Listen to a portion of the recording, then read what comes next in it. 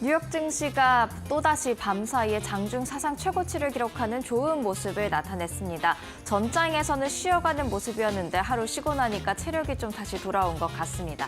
그 가운데 오늘은 또 빅테크 중심의 강한 상승세가 돋보였는데요. 이 부분 오늘 마켓 시그널에서 같이 확인해 보시죠. 네, 오늘 또 파월 의장의 발언과 여러 지표들도 함께 발표가 됐는데요.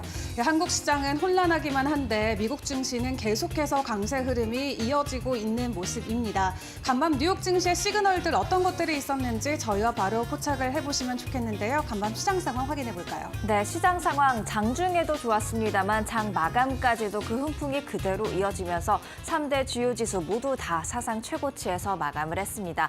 다우존스 지수 0.7%가량 오르면서 사상 최고치 기록했고요.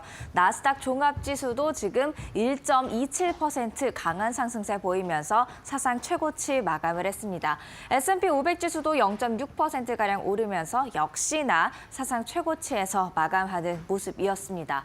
어떤 이슈들이 있었는지 조금 더 자세히 들어가 볼까요? 일단 기술주가 전반적으로 강세를 보이면서 나스닥과 S&P 500 지수는 이미 장중에 사상 최고치를 경신을 했었고요. 막판에 다우지수까지 합류한 것으로 보여집니다. 이날 세일즈포스 그리고 마벨 테크놀로지가 호실적을 발표하면서 기술주 전반에 강한 상승 바람이 불었습니다.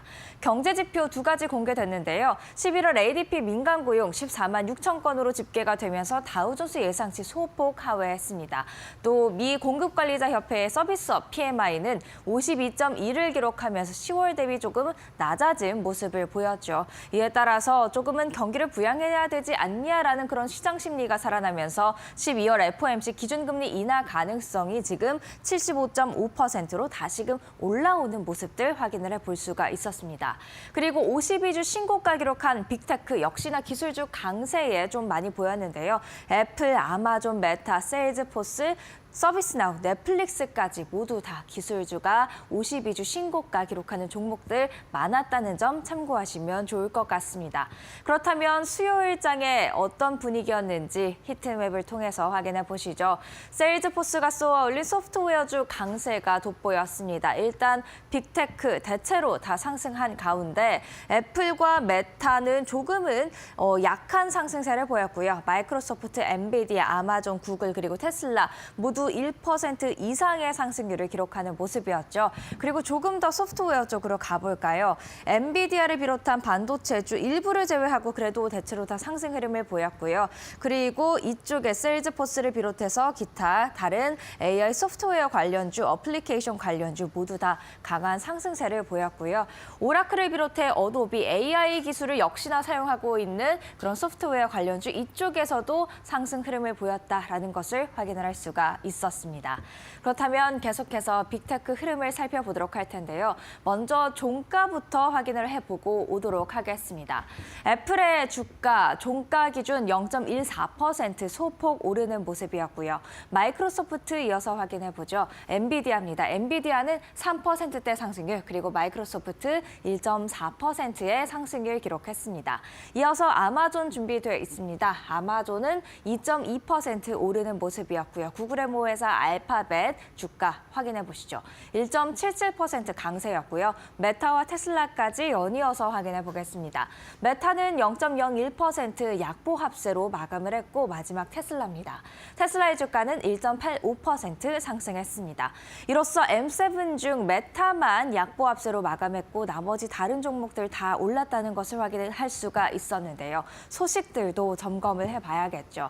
일단 엔비디아 3%대의 강한 상승률을 보였는데 AI 서비스 기업 상승 속에서 동반 강세를 보였다 생각을 할 수가 있겠습니다. AI 서비스 기업이 잘 나가기 위해서는 그 중심에 있는 반도체 역시 잘 팔릴 것으로 기대할 수가 있기 때문이죠. 그리고 미국의 한 매체가 차세대 AI 가속기인 루빈의 출시를 엔비디아가 6개월 앞당길 것 같다라는 그런 보도를 했습니다. 이 부분 역시 약간의 훈풍으로 작용한 것으로 보여집니다. 이어서 마이크로소프트 마이크로소프트입니다. 오픈 AI 관련된 소식인데요. 마이크로소프트가 지금 오픈 AI와 손을 잡고 있기 때문에 비상장 회사인 만큼 마이크로소프트를 좀 주목하실 필요가 있을 것 같습니다. 주간 활성 이용자 수가 3억 명을 돌파했다고 합니다. 그리고 내년에는 약 4배 가까이 되는 10억 명 이상을 바라본다라는 전망을 제시했는데요. 과연 이런 강세 속에 마이크로소프트와 오픈 AI 함께 주목을 받을지 계속해서 지켜보실 필요가 있을 것 같고요. 마지막으로 아마존이 되겠습니다. 애플이 엔비디아의 대안으로 아마존의 AI 칩을 선택했다라는 것 어제도 한번 말씀드린 바 있는데요. 이 부분에 주목하면서 시장 아마존을 사상 최고치까지 끌어올린 것으로 보여지고요. 다만 지금 소송이 또 한 가지 걸렸습니다. DC 지역에서 프라임 배송에서 DC의 두 지역이 제외돼 있다. 그래서 동일한 구독료를 내고도 조금은 차별화된 서비스를 받고 있다라면서 소송이 걸린 바 있으니까요. 이 부분도 주목해 보시면 좋을 것 같습니다. 이어서 실적 시즌이 아니지만 계속해서 실적 발표되고 있는 기업들이 있는데요. 웃고 운 종목들 확인해 보겠습니다. 일단 세일즈포스와 마벨테크놀로지 오늘장의 두 주인공이 될 텐데 세일즈포스 3분기 호실적에 구독 매출이 예상보다 높았다고 합니다. 그리고 마벨테크놀로지입니다. 3분기 호실적에 가이던스까지 긍정적으로 제시를 했고요. JP모건 낙관적인 전망 제시했습니다. AI와 경기 훈풍 덕에 내년 실적도 기대가 된다라는 코멘트를 달았죠. 이어서 운 종목들이 되겠습니다. 캠벨입니다. 3분기 실적이 예상치를 하회했고요. 신임 CEO를 내부 안에서 발표하는 그런 어닝콜에서의 발표도 있었습니다. 계속해서 풋라커 신발 체인 업체가 될 텐데 3분기 실적 부진에 연간 가이던스까지 하향 조정하는 모습이었습니다. 수요가 기본적으로 약하고 여기에다가 이 약한 수요를 조금은 회복시키기 위해서 할인을 많이 해주다 보니 실적을 깎았다라고 자백하는 모습들 어닝콜에서 만나볼 수가 있었고요. 종가 어떻게 형성이 돼 있는지 확인해 보도록 하죠. 먼저 세일즈포스와 마벨테크놀로지 급등했다는 것을 알 수가 있는데 세일즈포스 11%대 강한 상승률을 기록했고요. 마벨테크놀로지 이어서 23% 이상의 상승률을 기록했습니다. 하지만 실적이 안 좋았던 기업들 주가 하방 압력을 받았을 것으로 예상을 해볼 수가 있는데요. 캠벨이 6% 이상 내리는 모습이었고요. 그리고 다음 종목 확인해 보시죠. 풋라커 무려 9% 가까운 하락률을 기록하는 모습이었습니다. 그렇다면 이슈에 따라서 또 움직였던 종목들 몇 가지 추가적으로 확인을 해보도록 하겠습니다. 이슈에 따라서 움직인 종목들 확인해 보시죠. 먼저 일라이릴리입니다. 일라이릴리의 젯바운드 비만 치료제가요. 노보노디스크의 위고비보다 효과가 좋다라는 임상 결과가 나왔습니다. 맞대결에서 일라이릴리가 승리했다고 볼 수 있는 건데 이 소식에 일라이릴리 상승세를 보였고요. 제트블루 에어웨이 항공사죠. 11월 그리고 12월 예약 덕에 기존 전망보다 연간 매출 감소 폭이 작을 것 같다라는 이야기를 했습니다. 역시나 주가 상승 압력을 받았습니다. 마지막으로 PSQ 홀딩스입니다. 어제도 살펴봤던 종목인데요. 트럼프 주니어가 이사진에 합류한다라는 소식에 하루 만에 전장에서는 270% 이상 폭등세를 기록했던 종목인데 밤 사이에는 주식 공모 소식이 나오자 또 폭락하는 모습을 나타냈습니다. 변동성이 굉장히 큰데 이 이슈 있는 종목들의 종가 상황도 확인해 보도록 하겠습니다. 일라이릴리 앤 컴퍼니 2%대의 상승률 기록하면서 829달러 선에 거래를 마치는 모습이었고요. 이어서 다음 종목 제트블루 항공 8%대의 강한 상승률 기록하는 모습이었습니다. 마지막으로 PSQ 홀딩스 살펴봐야 될 텐데 밤사이에 폭락을 했죠. 38% 이상 폭락을 했는데 지금 그래도 시간외 거래에서는 소폭이나마 회복해 나가는 모습 1.5%가량 오르는 모습들 나타내고 있습니다. 그렇다면 다가오는 12월에는 또 빅 이벤트 한 가지 있죠. 바로 FOMC인데 오늘의 경제 지표를 통해서 FOMC 간략하게 살펴보겠습니다. 일단 11월 미 ISM 서비스업 PMI가요. 52.2를 기록했습니다. 10월 대비 좀 낮아진 수치고요. 그리고 12개월 평균도 조금이나마 하회하는 모습들. 서비스 업황이 50 이상을 기록하면서 계속해서 확장세 유지하고 있지만 그 확장의 강도가 약해지고 있음을 이 지표를 통해서 알 수가 있었고요. 11월 ADP 민간 고용 건수가 이날 마찬가지로 공개가 됐는데 14만 6천 건 기록했습니다. 다우존스 예상치 16만 3천 건 하회했고 전달에 비해서도 좀 하락한 모습이었죠. 고용이 조금은 약해졌고 서비스업도 강세가 점차 둔화되고 있다라는 소식에 시장은 기준금리 인하 가능성을 조금 더 높이는 모습이었습니다. 다음 장 함께 보실까요? 네, 선물 시장에 반영되어 있는 12월 FOMC 인하 가능성이 되겠습니다. 0.25% 인하가 75.5%고요. 동결이 24.5%로 지금 현재 집계가 되고 있고 연준 의원들의 발언도 꽤 많이 나와 있었는데 크리스토퍼 월러 미 연준 이사 12월 기준금리 인하를 지지하지만 최근 물가 상승률 추이가 우려된다라는 이야기를 했고 또 세인트루이스 연은 총재 데이터를 봐야겠지만 이달부터 멈추는 것이 좀 적절할 수도 있다. 좀 신중한 모습들 보이기도 했습니다. 샌프란시스코 연은 총재 12월일지는 가봐야지 알겠지만 요점은 경제를 위해서 기준금리 인하 기조를 유지해야 하는 것이다 라고 이야기를 했죠. 종합을 해보면 다소 좀 신중한 모드가 더 부각되긴 했습니다만 그래도 장기적 관점에서 기준금리 인하 기조가 살아있음을 확인할 수가 있었습니다. 그렇다면 기준금리 인하 기조가 살아있는 가운데 10년물과 2년물 국채금리는 어떻게 움직였을까요? 2년물 국채금리 1% 이상 하락하면서 다시금 4.13%대로 내려오는 모습이었고요. 10년물 국채금리는 4.188%로 마찬가지로 4.1%대로 내려오는 모습이었습니다. 마지막으로 국제 유가와 국제 금값 확인해 보도록 하겠습니다. WTI가 밤사이에 1.62% 하락하면서 배럴당 68달러 선으로 다시 내려왔고요. 국제 금값 0.24% 소폭 오르면서 온스당 2,674달러 선에서 거래가 되고 있습니다. 이렇게 뉴욕 증시 수요일장 정리해봤고요. 이어서 은주 앵커와 함께 놓쳐선 안 될 이슈들 체크해 보시죠.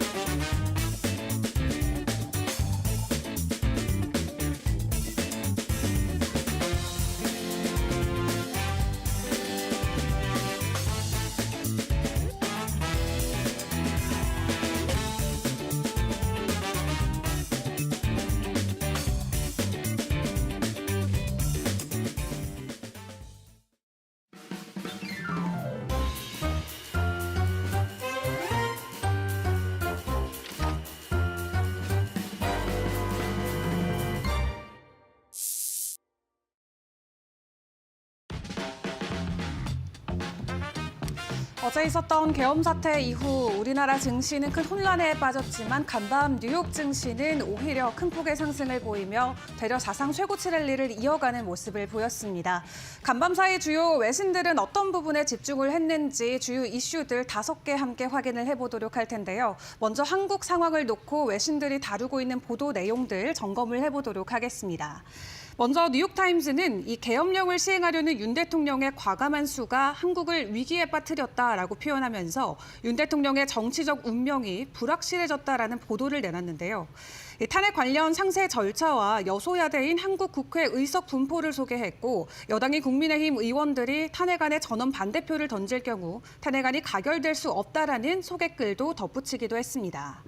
그리고 워싱턴 포스트 같은 경우는 탄핵안 발의에 대해서 비록 상당히 많은 장애물이 있지만 윤 대통령의 정치적 미래가 불확실한 것은 분명하다라고 이야기하며 자진 사임 또는 탄핵에 의한 축출 등 향후 전개될 수 있는 상황을 거론하기도 했습니다.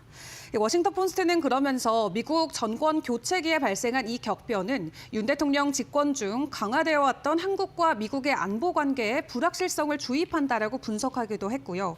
또 온기를 띠고 있었던 한일 관계, 이 미국의 노력을 뒤흔드는 것으로 평가하기도 했습니다. 그리고 월가의 글로벌 전략가들은 계엄령 선포 사태로 한국 시장에 대한 신뢰도가 큰 타격을 받았다라고 이야기하면서 일부에서는 국가 신용 등급에도 영향을 줄 수 있다라는 예상치도 내놨는데요. 이미 올 2분기에 간신히 마이너스 성장을 피한 데다가 내년 트럼프의 관세 폭탄 사정권이라는 악재까지 겹치면서 그렇지 않아도 어려운 한국 자산에 재를 뿌렸다는 분석이 나오고 있습니다. 이와 함께 주주에 대한 이사회 책임 강화와 코리아 디스카운트를 없애기 위한 밸류업 프로그램 같은 한국 정부의 노력도 좌절을 맞게 됐다는 평가인데요. 다만 일각에서는 한국의 계엄 선포 사태가 국내 정치와만 관련이 있는 것이지 한국의 기업들과는 큰 상관이 없다라고 분석을 하는 곳도 있습니다. 그렇기 때문에 저점의 기회가 왔을 때 오히려 매수의 찬스가 될 수 있다라는 분석도 나오면서 시장 안에서도 엇갈린 반응들이 계속 나오고 있는데요. 일단 간밤 뉴욕 증시는 우리 국내 상황을 크게 개의치 않은 채 홀로 독주하는 모습을 보여줬고요. 오늘 국내 증시 분위기 어떻게 진행이 될지 저희와 계속해서 점검해 보시길 바라겠습니다. 자, 기업 이슈들도 점검을 해보도록 하겠습니다. 애플과 아마존의 소식이 전해졌죠. 이제 엔비디아 대신 아마존의 의존도를 높이려는 걸까요? 아마존의 AI 칩을 선택했다라면서 간밤 아마존의 주가는 다시 한번 사상 최고치를 보이기도 했습니다. 최근 지속적으로 긍정적인 주가 상승을 보여왔던 아마존, 간밤에는 2%대 추가 상승하면서 사상 최고치 랠리를 펼쳤는데요. 이날 아마존의 연례 아마존 웹서비스 인벤트 행사가 있었죠. 이 자리에서 아마존의 맞춤형 AI 칩인 트레이니엄2 칩을 애플이 사용하고 있다라는 사실을 공개했습니다. 통상 애플은 자사의 공급업체를 공개하지 않는데 애플이 아마존의 AI 칩 사용을 공개한 것은 아마존 클라우드 서비스에 대한 지지로 보여지고 있고요. 또 아마존 웹 서비스는 전 세계 클라우드 서비스 시장에서 점유율이 가장 높기는 하지만 마이크로소프트의 애저 그리고 구글 클라우드 등과 경쟁이 치열한 상황입니다. 그럼에도 애플은 지지의 발언을 내놓으면서 앞으로 시리나 애플 뮤직 또 애플 맵스 등의 서비스에서 10년 이상 아마존 웹 서비스를 해왔던 만큼 앞으로도 강력한 협력 관계를 이어가겠다라고 이야기를 전했고요. 또 애플은 아마존이 최근 개발한 AI 칩인 트레니엄2를 사용해서 AI 모델을 사전 훈련할 것이라는 점도 함께 공개했습니다. 이 아마존이 자체 개발한 이 칩은 타사의 칩보다 AI 모델에게 추론 훈련을 하는데 비용 효율적이다라고 덧붙이기도 했는데요.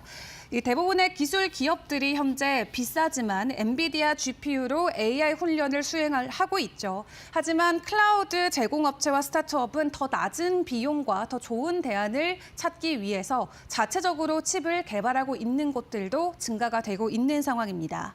그런 가운데 애플이 아마존과의 협력을 지속적으로 강화하겠다라는 적극적인 지지 발언을 내놓고 있는 가운데 앞으로 빅테크 안에서의 AI 시장 판도가 어떻게 바뀔지 시장의 흐름 계속해서 파악을 해보시는 게 중요할 것 같습니다.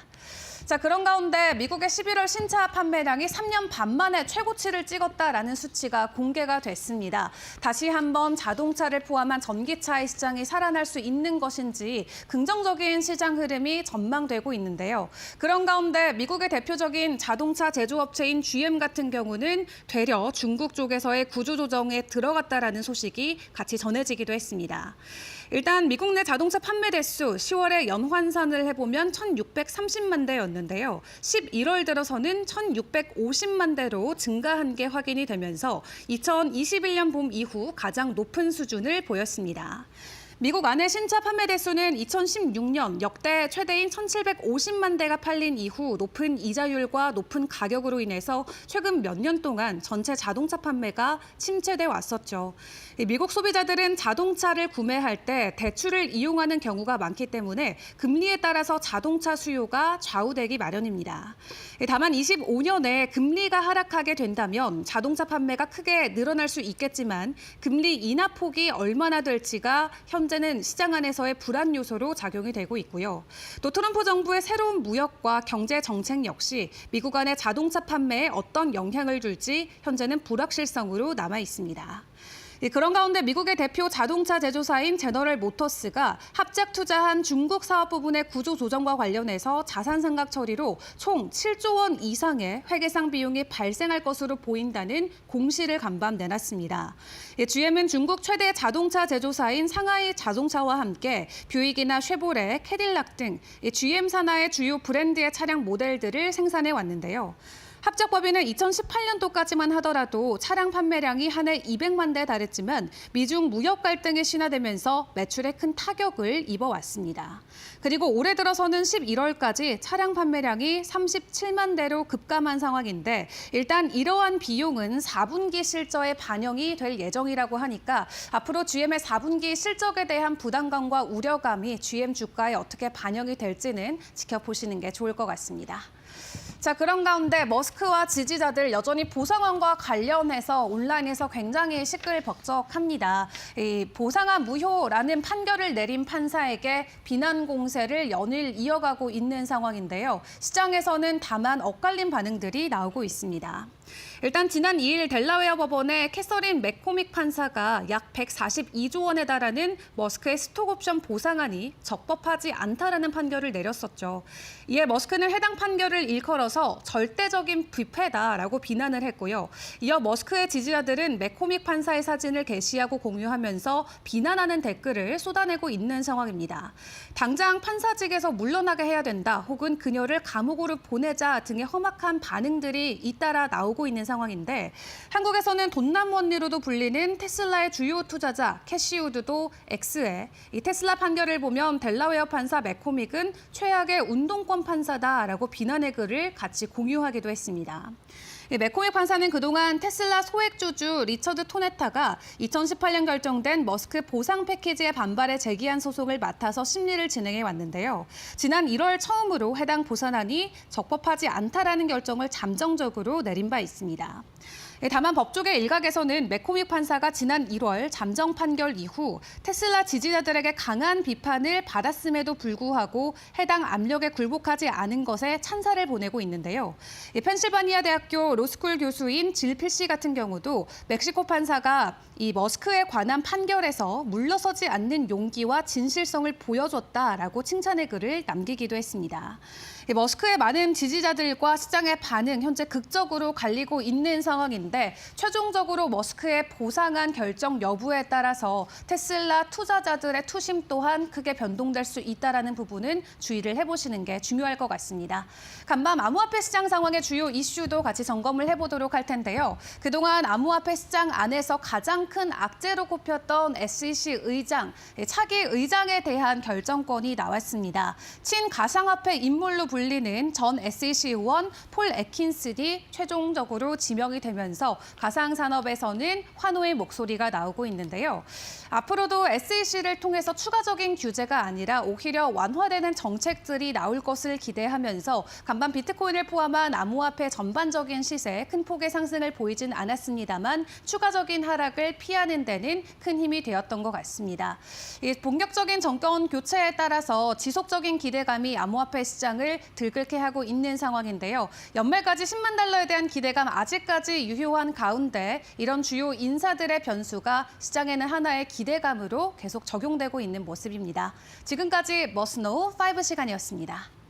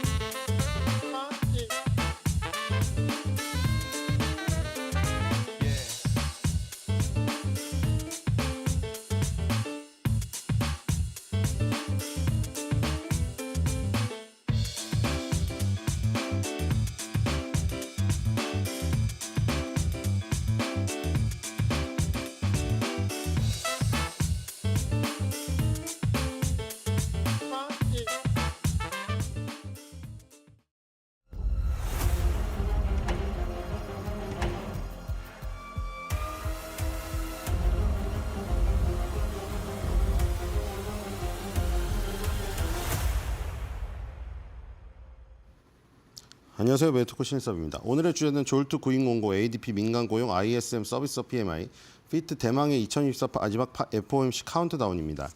자, 굉장히 숨가쁘게 진행되고 있는데요. 매달 그 루틴대로 나오는 그 고용 지표, 뭐 물가 지표 이런 보고서들 그리고 주간별로 나오는 것들 12월 초니까 또 한 번 익힐 수 있는 기회라고 말씀드렸고 거기다가 12월에는 또 FOMC가 있기 때문에 아주 중요한 상황입니다. 자, FOMC는 FRB, 페드, 연준, 연방준비제도 이사회 FRS로 불리는 그 단체의 하위 조직이죠. 금리 결정을 하는 우리나라 한국은행의 금리통화결정위원회와 같은 역할을 하는 부서입니다.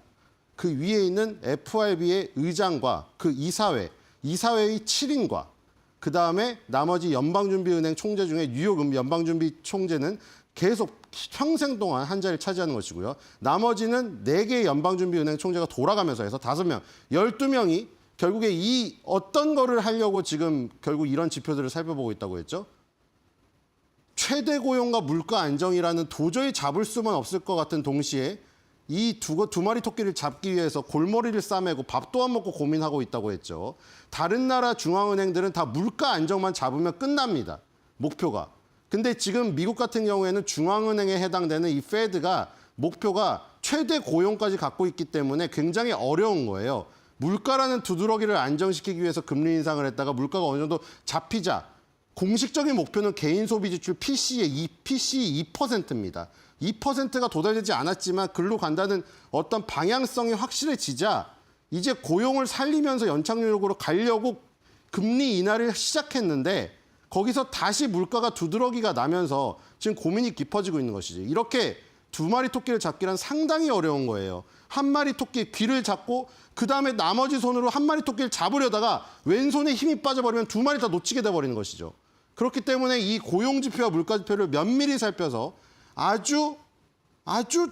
정말 아주 정확한 시점에 타이밍에 그 금리 카드를 써야만 하는데 그게 쉽지만은 않은 것이죠. 외부에서 엄청나게 흔들어대고 내부에서 반발표가 나오기도 하고 정말 어려운 자리입니다. 이게 오랜 시간이 지나고 나서 그린스펀이나 폴 볼커나 버냉키나 물론 뭐 돈을 다 찍어내기도 했었고 아니면 완전 인플레이션 파이터였기도 했었지만 어쨌든 간에 후대의 평가를 받게 되는 거예요. 지금은 계속해서 시끄러울 수밖에 없습니다. 매일 뉴스는 나오고요. 실시간으로 1시간 30분, 5분 간격으로 SNS에 계속 쏴대기 때문에 이런 거에 흔들리면 의장 못합니다. 이사회 임원도 못하고요.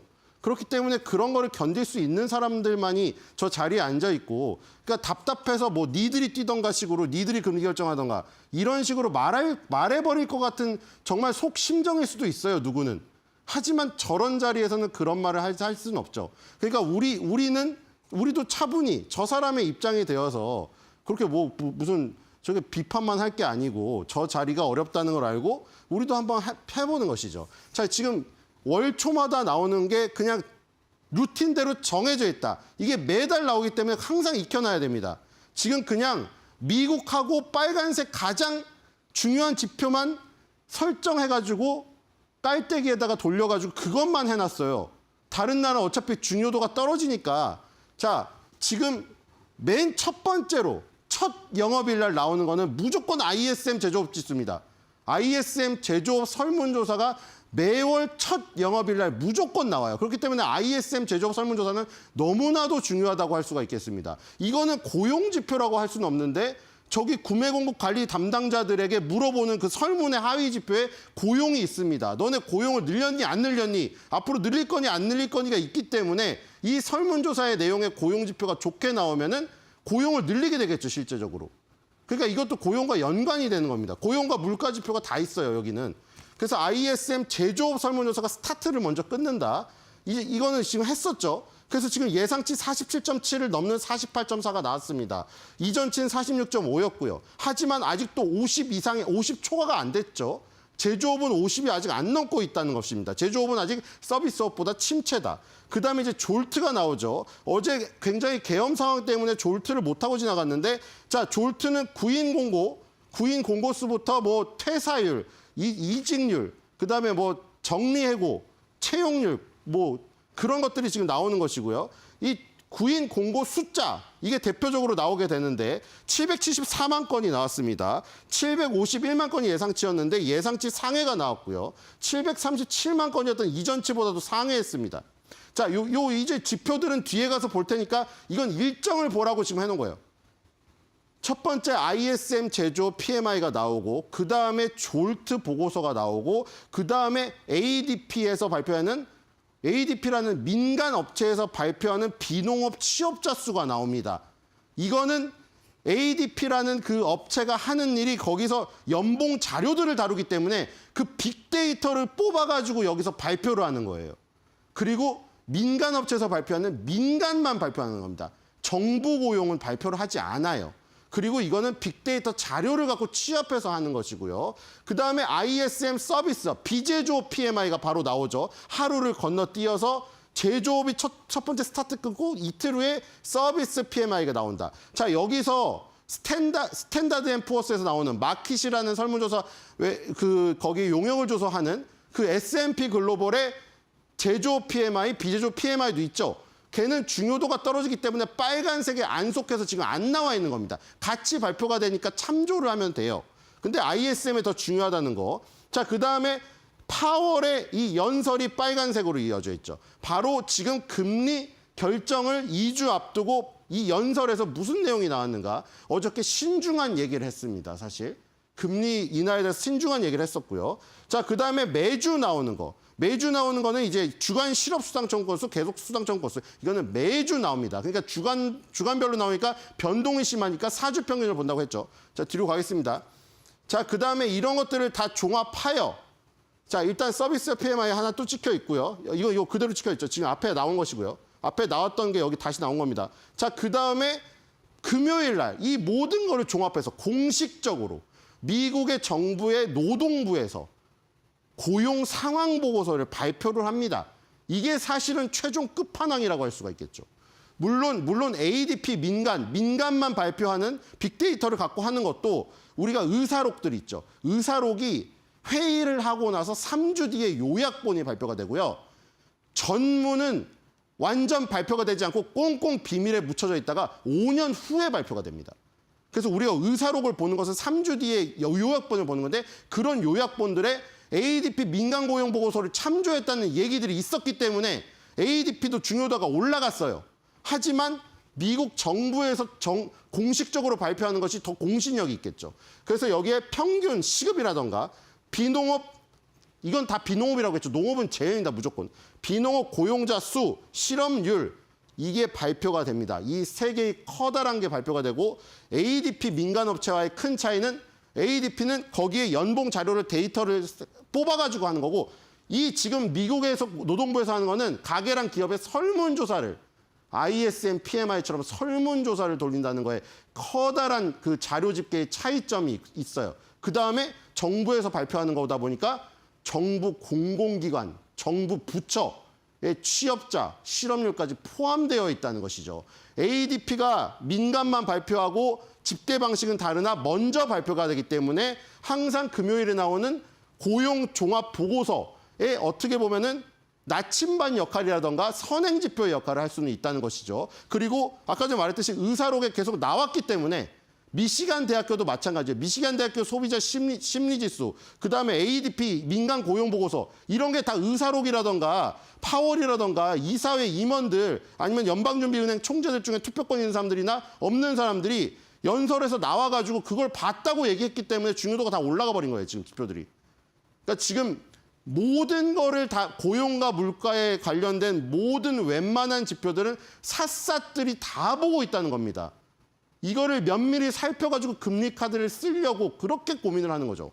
자, 뒤로 가겠습니다. 너무 일정에서 많이 잡아먹었네요. 좀 더 볼게요. 자, 고용에 대해서 지금 PMI가 첫 스타트를 끄는 다음에 고용 지표가 매달 첫째 주에 몰아치죠. 둘째 주부터는 물가 지표입니다. 고용과 물가 두 마리 토끼를 잡는다고 했잖아요. 여기 이제 물가 지표가 다음 주부터 몰아쳐요. CPI, PPI 싹 다 나오고요. 뒤로 가겠습니다. 소비자 물가 지수, 생산자 물가 지수, 소매 판매 이런 게 싹 다 나오고 바로 18일, 19일 날 FOMC가 열리는 겁니다. 그러니까 지금 마지막으로 올해 마지막 FOMC 열리기 전에 최종적으로 마지막 고용과 물가지표 최종 끝까지 나온 거 그것까지 보고 그러니까 수능 시험 치는데 시험 종 시작 종 바로 치기 전까지 페이퍼를 끝까지 보는 거예요. 지금 FOMC 참여하는 의원들은. 그래서 지금 굉장히 중요한 두 주다. 이렇게 볼 수가 있겠습니다. 뒤로 가겠습니다. 아마 굉장히 신중하다고 말을 했는데 마음의 변화가 2주 동안 지금 나타날 수도 있어요. 지금 저게. 지금은 금리 인하가 아직도 높게 지금 반영이 되고 있는데 그 금리 인하에서 보수적으로 돌아가거나 만장일치가 안 나올 가능성이 저기서 나올 수도 있는 겁니다. 자, 졸트는 이 대문자를 딴 거죠. JOLTS 이걸 따서 졸트입니다. 자, 오프닝 앤 레이버 턴오버 서베이고요. 자, 뒤로 가겠습니다. 이건 이미 발표가 됐기 때문에 빨리 가죠. 자, 여기서 이제 그 채용 공고 숫자 이게 맨 위에 있고요. 그다음에 채용률이 있고요. 채용 공고 수 중에 얼마가 채용이 됐느냐의 비율이에요. 100 중에 4.6명이 채용이 됐다는 거예요. 채용 공고수 100개가 있다면 이 4.6개가 채용이 됐다는 것이고 그다음에 구인수, 그다음에 이거는 퇴사율인데 퇴사에 이게 섞여 있는 거죠. 자발적 퇴사 퀴치가 있고 레이오프라는 거는 정리해고예요. 이 두 개가 합쳐진 전체 세퍼레이션이 분리라는 뜻이잖아요. 회사에서 나갔는데 이 두 개가 합쳐진 거예요. 대충 3.3인데 2.1을 합치면 이거잖아요. 그러니까 정리해고가 높은 것보다는 자발적 퇴사가 높은 게 좋은 거겠죠. 결과적으로. 그렇죠? 정리해고가 높아버리면 시향이 안 좋아가지고 자른다는 거예요. 자발적 퇴사는 혼자 나가가지고 내가 일용직에 있다가 더 좋은 데로 가버리는 거예요. 뒤로 가겠습니다. 네, 프레드에 들어가면 뭐 이런 거 볼 수 있죠. 자, 전체 채용 공고수 많이 줄어들어가지고 지금 2020년 이후에 1,000만 건이 넘었다가 지금 770만 건 정도에 있습니다. 777만 건 나왔죠, 아까? 뒤로 가겠습니다. 774만 건이요. 자, 뒤로 가겠습니다. 자, 이거는 이 퇴사율입니다. 전체 퇴사율이고요. 네, 이거는 전체 고용률입니다. 다 어쨌든 줄어들고 있고. 자, 이거는 그 전체 퇴사율 중에 레이오프, 정리해고. 전체 퇴사율에서 정리해고 빼고 나머지가 자발적 퇴사율이겠죠. 뒤로 가겠습니다. 자, 그리고 ADP 민간 고용 보고서 이제 이게 나온 거죠. 민간 고용 숫자가 14만 6천 건이 나왔습니다. 뒤로 가겠습니다. ADP 사이트에 들어가면 보실 수 있어요. 자, 그리고 여기서 지금 요거를 총괄하시는 분의 멘트가 항상 나옵니다. 이번 달 전체 성장은 건강했지만 산업 성과는 엇갈렸다. 제조업은 봄 이후로 가장 약했다. 자, 여기 지금 ISM 제조업, S&P 글로벌 제조업 PMI에서 나온 얘기가 그대로 나오죠. 거기 다 지금 50이 못 넘었죠. 제조업 PMI는. 여기도 지금 그래서 실제로도 그렇게 나왔잖아요. 제조업은 회복이 안 됐다고. 금융 서비스와 레저 및 호스피탈리티도 약했다. 서비스 쪽도 레저 및 호스피탈리티는 약했다. 병원 쪽 이렇게 나왔습니다. 뒤로 가겠습니다. 자, 그래서 이렇게 분야별로 나와요. 아주 1에서 19명에서 조그만 기업들은 조금 늘었고요. 23가 아니고 20명에서 49명 여기는 많이 줄었습니다. 뒤로 가겠습니다. 자, 조금씩 규모가 커질수록 늘어나요. 50에서 249명, 23,000, 250에서 499명, 19,000. 자, 뒤로 가겠습니다. 500 이상, 직원이 500 이상의 회사가 12만 건. 여기서 뭔지를 알 수가 있겠죠. 민간 기업 중에 대기업 위주로 지금 하드캐리 했다는 겁니다. 뒤로 가겠습니다. 자, 그리고 저기별로 나오죠. 섹터별로도. 천연자원 및 광업 2,000, 건설 3만. 건설 많이 늘었고요. 뒤로 가겠습니다. 자, 제조업 부분이 많이 줄었습니다. 그다음에 무역, 운송, 유틸리티 28,000 늘었고요. 자, 유일하게 준 건 제조업이 빨간색이에요. 뒤로 가겠습니다. 여기서도 제조업이 실제로 안 좋은 걸 알 수가 있겠죠. 자, 정보 4,000, 재정활동 5,000. 자, 뒤로 가겠습니다. 자, 건설업이 3만이니까 많이 늘었네요. 전문 및 비즈니스 서비스 18,000, 교육 및 건강 서비스 5만. 자, 교육 및 건강 서비스가 좋았어요. 뒤로 가겠습니다. 자, 여가및 환대, 기타 서비스 이렇게 돼 있고요. 여러분들이 찾아보시면 될 것 같아요. 자, 뒤로 가겠습니다. 자, 그리고 이제 PMI가 이제 월요일 날 제조업 PMI가 발표가 됐는데 다 50 미만이었죠. 자, 이제 서비스 PMI가 발표가 됐습니다. 자, 여기서는 US라고 나온, 그냥 아무것도 없는 US라고 나온 거. 그게 바로 스탠다드 앤 글로벌, 스탠다드 앤 푸어스에서 발표가 된 것이고요. 이 US 빨간색, 매니팩처링 PMI, 요게 바로 ISM에서 발표한 겁니다. 지금 차이가 있는데 이거는 지금 그 안에 세 항목 중에 비즈니스 액티비티가 있습니다. 뒤에 가면은 제조업하고 비제조업하고 가장 큰 게 신규 주문이라는 뉴 오더는 둘 다 있는데 서비스업에서는 비즈니스 액티비티가 있어요. 그러니까 제조업에서는 공장에서 만들기만 할 거 아니에요. 근데 서비스업은 어떻게 해야 돼요? 서비스 비즈니스 활동을 해야 될 거 아니에요. 그 무슨 학습지 교사라고 하면 학습지를 나눠줘서 홍보를 하고 뭐 이런 활동들이 있기 때문에 비즈니스 액티비티라는 항목이 따로 있습니다. 근데 비즈니스 액티비티가 여기서 늘어났죠. 근데 ISM에서 한 거는 49.7입니다. 그러니까 지금 이거는 전체적으로 스탠다드 앰프였을 거예요. 위에 거는. 지금 US 있고 뒷부분에 없죠. ISM은 ISM으로 써져 있습니다. 그러니까 우리가 총 이렇게 4개가 나올 수가 있겠죠. 여기서 세부 항목과 전체를 표현해 놓은 겁니다. 여기도 세부 항목과 전체를 표현해 놓은 거고 위에는 스탠다드 앰프가 쓰고 밑에는 ISM입니다. 스탠다드 앰프에서는 아까 일정에서 중요치 않아서 안 나왔지만 비슷한 시각에 나오기 때문에 둘이 같이 보면 좋다고 했죠. 자, 여기서 서비스 비즈니스 액티비티 부분이 56.1로 늘었는데 전체는 49.7이에요. 어쨌든 제조업 부분보다는 훨씬 50에 다가간 모습이죠. 자, ISM PMI는 어떻게 나왔어요? ISM 서비스 PMI 지금 52.1 나왔습니다. 50 계속 수치 넘고 있죠. 제조업 부분보다는 훨씬 낮죠. 근데 문제는 줄었어요.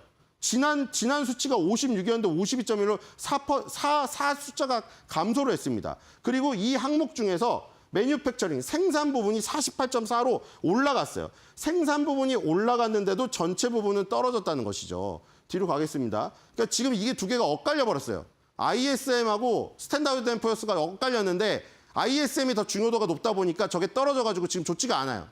지금 매뉴팩처링 PMI는 48.4죠. ISM 걸로 하는 거예요. 스탠다드 앰프워스는 참조로 보시고 ISM 거는 48.4가 나왔습니다. 그리고 이 세부 항목에 보면은 맨 위에 뉴 오더스 신규 주문이 있어요. 너네 신규 주문 얼마 들어왔니 물어보는 건데 신규 주문이 느는 게 가장 중요하죠. 근데 뒤로 가볼까요? 네, 서비스 PMI에는 위에 비즈니스 액티비티가 있어요. 뉴 오더스 주문 위에 비즈니스 액티비티가 있죠. 이게 제조업하고 서비스업이 다른 거거든요. 서비스업은 비즈니스 액티비티, 사업 활동을 해야 되는 겁니다. 그래서 이 활동이 중요해요. 신규 주문도 중요하지만. 근데 아까 비즈니스 액티비티 부분, 이 부분이 많이 줄은 거죠. 여기 보시면 3.9 마이너스가 났죠. 그렇죠? 그렇기 때문에 아까 생산 부분이 끌어올렸어도 아까 그래프에는 생산 부분이 써져 있었잖아요. 그렇게 끌어올렸는데도 이것 때문에 빠진 거예요. 비즈니스 액티비티가 부진했다. 56에서 52.1이야. 57.2에서 53.7로 빠졌네요. 그래서 전체 마이너스를 하드캐리했죠. 자, 뒤로 가겠습니다. 어쨌든 간에 제조업과는 다르게 50은 일단 넘고 있다는 것이죠. 자, 지금 이 제조업에서 세부 항목은 뉴 오더스부터 시작하고 신규 주문이 올라갔죠. 뒤로 가겠습니다. 자, 이것도 있고요. 자, 10개가 있는데 앞에 5개들이 중요해요. 뒤로 가겠습니다. 서비스도 마찬가지예요. 10개가 있는데 앞에 5개가 중요하고 비즈니스 액티비티가 맨 처음에 있죠. 이게 줄었습니다. 이게 줄어가지고 많이 떨어진 거예요. 신규 주문이랑 비즈니스 액티비티가 지난달보다 확 빠졌죠. 저것 때문에 수치가 빠졌습니다. 52.1로. 뒤로 가겠습니다. 예, 이거 뒤에 5번째고요. 뒤로 가겠습니다. 앞에 5개가 중요해요. 자, 여기서도 지금 갈림길이 나타났는데 지금 이게 52.1로 빠졌는데 여기 지금 이거는 56.1로 올랐어요. 스탠다드 앤 푸어스 건 올랐는데 ISM 건 떨어졌습니다. 그리고 이거는 하드 데이터예요. 하드 데이터는 정량적 데이터라고 했죠. 근데 이건 정성적 데이터예요. 설문조사니까요. 사람들의 마음을 물어보는 거니까. 그러니까 경제 지표가 숫자로는 주어지고 있는데 이 지금 구매 공급 관리자라든가 소비자들이라든가 사람 설문조사를 하면 안 좋게 나온다는 거예요. 지금 이 스탠다드 앤 푸어스 건 좋게 나오는데 ISM께 더 중요도가 높다 보니까 여기에 빠진 거에 지금 주목을 하는 겁니다. 그래서 물가가 올라가는 한이 있더라도 약간 이걸 본다면 금리 인하를 하고 싶은 마음이 들 거예요. 금리통화위원회 위원들이. 뒤로 가겠습니다. 자, 이것도 마찬가지죠. 요 위에가 스탠다드 앤 푸어스, 이게 ISM입니다. 위에 비즈니스 액티비티가 있고 여기 생산이 있습니다. 이 두 개 다 증가했는데 이 지금 여기서 문제가 생겼죠. ISM에 더 중요도가 높다 보니까 이 부분이 빠져가지고 지금 이 부분이 지금 문제가 되는 거예요. 여기가 지금 많이 빠져가지고 그러면 이제 금리 인하를 해야겠는데 ISM에 중요도가 있으니까 이렇게 되는 것이고요. 뒤로 가겠습니다. 지금 스탠다드 앤 푸어스랑 이게 갈릴 때가 있어요. 근데 전체적으로 보면 똑같거든요. 전체적으로 그러면 비슷합니다. 여기서 지금 ISM 거를 다 그려놓은 것 중에서 세부 항목을 그려놓은 거죠. 신규 주문, 그 다음에 가격, 고용을 그려놨는데 여기서 지금 신규 주문, 여기 이게 빠졌죠. 신규 주문이 빠졌습니다. 그래서 신규 주문이 빠진 거 53.7로 빠진 것 때문에 전체가 52.1로 빠졌다. 나머지는 별로 변동이 없었어요. 그러니까 종합해 보면은 지금 ISM 서비스업 지수에 주요 지표 중에서 비즈니스 액티비티랑 뉴 오더스 이 제일 중요한 신규 하위 지표가 두 개가 확 빠졌습니다. 그래서 지금 저런 부분 때문에 금리 인하를 해야 될 것 같은 마음이 많이 들 수도 있을 겁니다. 그다음에 이제 다음 주에 나오는 물가를 또 참조해야겠죠. 물가를 참조해야겠죠. 여러분 또 한번 생각해 보세요. 자, 한 줄 매도평입니다. 두더지 게임보다 어려운 두 마리 토끼 잡기 게임. 과연 파월의 뿅망치는 어디를 때릴까?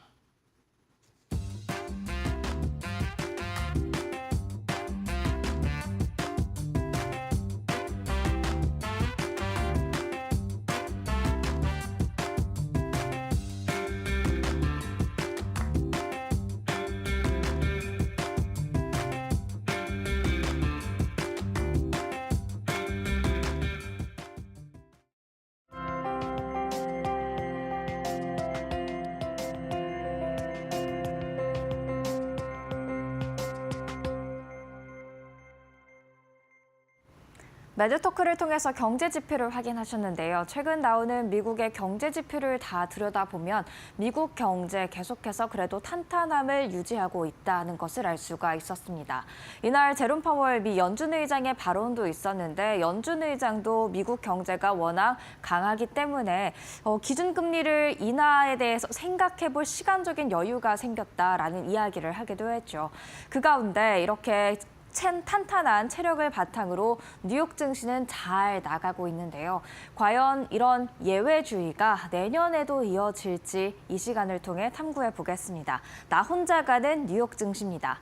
지금 iShares MSCI ACWI X US ETF, 그러니까 미국을 제외한 나머지 국가의 대형주를 모아놓은 ETF, 그리고 S&P 500 지수의 수익률을 함께 보고 계십니다. 노란색 선이 S&P 500의 수익률이 되겠고요. 그리고 파란색 선이 미국을 제외한 대형주를 모아놓은 ETF의 그런 추이가 되겠습니다. 보시면 물론 이 ACWX도 많이 오르긴 했습니다만 S&P 500 지수가 훨씬 더 많이 올랐다는 것을 알 수가 있죠. 8.87%가량 오를 때 28.33% 크게 오르는 미국 증시였습니다. 그만큼 올해 지금 미국 증시가 나홀로 독주하는 모습을 보였다라는 것을 알 수가 있었죠. 왜 이렇게 뉴욕 증시만 잘 나가고 있었던 걸까요? 최근 흐름들을 살펴보면 CNBC가 이렇게 정리를 해놨습니다. 미국 외 국가의 정치적 혼란이 그 시장의 주가를 끌어내렸다라는 분석이었습니다. 일단 우리도 물론 어제 그런 정치적인 혼란이 있었습니다만 유럽에서도 정치적인 혼란은 이어지고 있습니다. 프랑스가 지금 하원에서 정부 불신인안을 가결했고요. 62년 만에 정부 붕괴가 일어났죠. 그리고 우리 국가도 어제 조금 혼란을 겪었고요. 그리고 또 다른 것들을 살펴보면 지정학적 긴장감 올해 굉장히 강했습니다. 그리고 트럼프 관세 정책에 대한 불안감으로 관세가 부과될 법한 국가들에서 이미 조금 불안함이 감지가 되고 있죠. 이런 요소들, 여러 가지 요소들로 인해서 미국 외의 국가들의 시장이 조금은 부진하거나 언더퍼폼했다라는 게 CNBC의 분석이었고요. 반면에 미국이 잘 나갈 수 있었던 이유들로 또 두 가지를 꼽았는데 지난 9월부터 시작된 기준금리 인하에 대해서 언급을 했고요. 또 AI 시장을 장악한 엔비디아, 빅테크 등 이 AI가 가는 테마인데 그 AI를 주도하고 있는 기업들이 모두 다 미국에 쏠려 있다 보니까 잘 나갈 수밖에 없었다라는 이야기를 했습니다. 그래서 이 두 가지 요인을 더 살펴보면서 미국의 예외주의, 뉴욕 증시만 가는 현상이 지속될까를 생각해 볼 수 있을 것 같은데요. 먼저 기준금리 인하 보시죠. 미국의 기준금리 인하는 계속될 것으로 시장이 이미 예측을 하고 있습니다. 선물 시장에 반영된 12월 FOMC의 기준금리 인하 가능성인데요. 동결될 것 같다라는 그런 가능성 24.5%고요. 반면에 0.25%포인트 인하가 될 것 같다라는 가능성 75.5%로 반영이 돼 있습니다. 시장과 연준의 생각 조금은 다를 수가 있겠죠. 그래서 연준의 이야기까지 이어서 들어보도록 하겠습니다. 연준 위원들의 발언 함께 들어보시죠. 일단 제롬 파월 미 연준 의장 이날 12월 FOMC를 앞두고 입을 열었는데요. 미국 경제가 탄탄해서 당장 연준이 경기 부양에 나설 필요가 없다. 덕분에 중립금리를 찾는데 좀 더 신중할 수 있을 것이다 라고 이야기를 했고요. 미 연준 이사 12월 기준금리 기준금리 인하를 지지하지만 최근 물가 상승률 추이가 우려된다라고 이야기를 했습니다. 세인트루이스 연은 총재 데이터를 봐야겠지만 이달부터라도 기준금리 인하를 멈추는 것이 적절하다. 또 샌프란시스코 연은 총재 12월일지 그 이후까지 가봐야 될지는 기다려봐야겠지만 요점은 경제를 위해 기준금리 인하 기조를 유지하는 것이다 라고 이야기를 했습니다. 발언 하나하나 다 살펴봤는데요. 결국 종합해보면 연준 입장에서는 앞으로 다가올 정책들에 대한 불확실성이 있는 만큼 신중한 입장을 취하는 것으로 보여집니다. 다만 기준금리 인하를 지속할 것이라는 데는 변함이 없는 것으로 보여집니다. 그러니까 시장도 또 연준도 장기적 관점에서 기준금리가 계속해서 인하될 것은 예상을 하고 있는 것 같습니다. 그렇다면 기술주는 계속해서 AI 중심으로 미국 중심으로 이어질까요? 엔비디아를 비롯한 빅테크의 흐름을 봐야 될 것 같은데요. 엔비디아를 비롯한 기술주의 독주도 이어질 가능성이 있을 것 같습니다. 일단 엔비디아 다시 한번 밤사이에 또 크게 올랐었는데 한 미국의 매체 또 기술 전문 매체가 이런 보도를 했습니다. 엔비디아의 차세대 루빈 AI GPU 출시가 6개월 앞당겨질 수도 있다는 겁니다. 이미 블랙웰을 대한 높은 기대감이 형성이 돼 있는 가운데 블랙웰 출시가 정말 양산이 잘 될지 지켜봐야겠지만 그 블랙웰의 차세대 칩으로 꼽혔던 루빈이 6개월 또 앞당겨진다는 것은 엔비디아가 그만큼 앞서 나갈 수 있다는 것을 의미하기도 하고요. 또 어느 정도 수요에 대한 자신감이 있기 때문에 이렇게 앞서 나가려는 노력을 하고 있다라는 생각을 해볼 수도 있을 것 같습니다. 그리고 사실 엔비디아의 의존도를 높이기 위해 다른 빅테크들도 AI 칩 개발과 양산에 계속해서 적극적으로 나서고 있죠. 그런 점들을 생각을 해보면 엔비디아가 살짝 주춤하더라도 다른 빅테크들이 함께 치고 나가면 미국의 기술주 계속해서 독주 형세에 이어나가지 않을까 생각을 해볼 수가 있겠고요. 사실 이미 그런 형상들 보이고 있습니다. 기술주의 대표적인 ETF가 되겠는데요. 지난 7월에 조금 차익 실현이 강하게 나오는 AI에 대한 거품론이 부각이 되면서 차익 실현이 나오는 모습들 보였었는데 그 이후 흐름 한번 보시죠. 다시 한번 꾸준히 올라오면서 이날 사상 최고치, 7월 이후의 최고치를 또 한번 경신을 했습니다. 그런 만큼 기술주에 대한 글로벌 투자자들의 믿음이 계속해서 흘러들어가고 있다는 것을 확인할 수가 있었죠. 그러면 기준금리와 기술주 독주, 월가의 견해는 어떨까요? 한마디씩으로 정리해 보겠습니다. 기준금리 인하입니다. 뱅크 오브 아메리카의 입장입니다. 11월 고용 보고서가 예상보다 강하게 나오더라도 연준이 12월 금리 인하를 멈추지 않을 것이다. 지난 월요일 월러 연준 이사도 정책이 여전히 제한적이라며 비슷한 시각을 내비쳤다. 월가에서도 인하 기조가 유지될 것을 보고 있고요. 기술주 강세에 대해서는 라퍼탱글러 인베스트먼트의 CEO가 7월 이후 부진했던 기술주지만 다시 오르지 않는다는 것을 의미하는 건 아니다. 시장 전반으로 상승세가 확산되는 것 좋지만 이것은 제로섬 게임이 아니기 때문에 시장 전반으로 확산이 되더라도 기술주도 계속해서 갈 수 있다. 아웃퍼폼 가능하다라는 입장을 제시했습니다.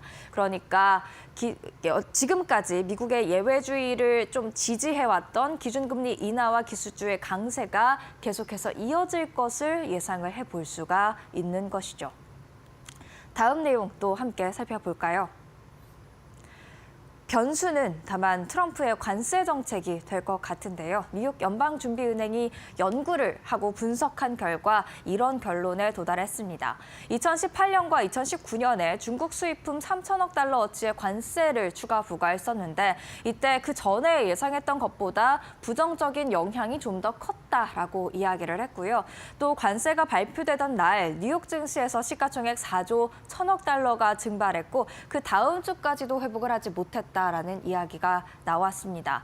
즉 트럼프의 관세 정책이 미국 경제와 주식시장에 큰 변수로 작용할 수는 있겠습니다만 그동안 미국의 예외주의를 만들어줬던 두 가지 요인들 앞으로도 지속될 수 있다라는 점에서 변수는 변수일 뿐 계속해서 미국 증시의 강세를 예상을 해볼 수가 있겠고요. 사실 관세 정책도 일각에서는 트럼프가 협상의 수단으로서 지금 굉장히 공격적으로 말하는 것이다라는 이야기가 있기 때문에 그대로 반영이 되지 않는다면 이 같은 부정적인 영향은 조금 제한적일 수 있다라는 생각도 해봅니다. 그런 점에서 오늘의 사인은 이렇게 정리를 해봐야 될 것 같습니다. 지금으로서는 미국의 예외주의가 계속해서 이어질 것임을 인정을 해야 될 것 같습니다. 지금까지 사인이었습니다.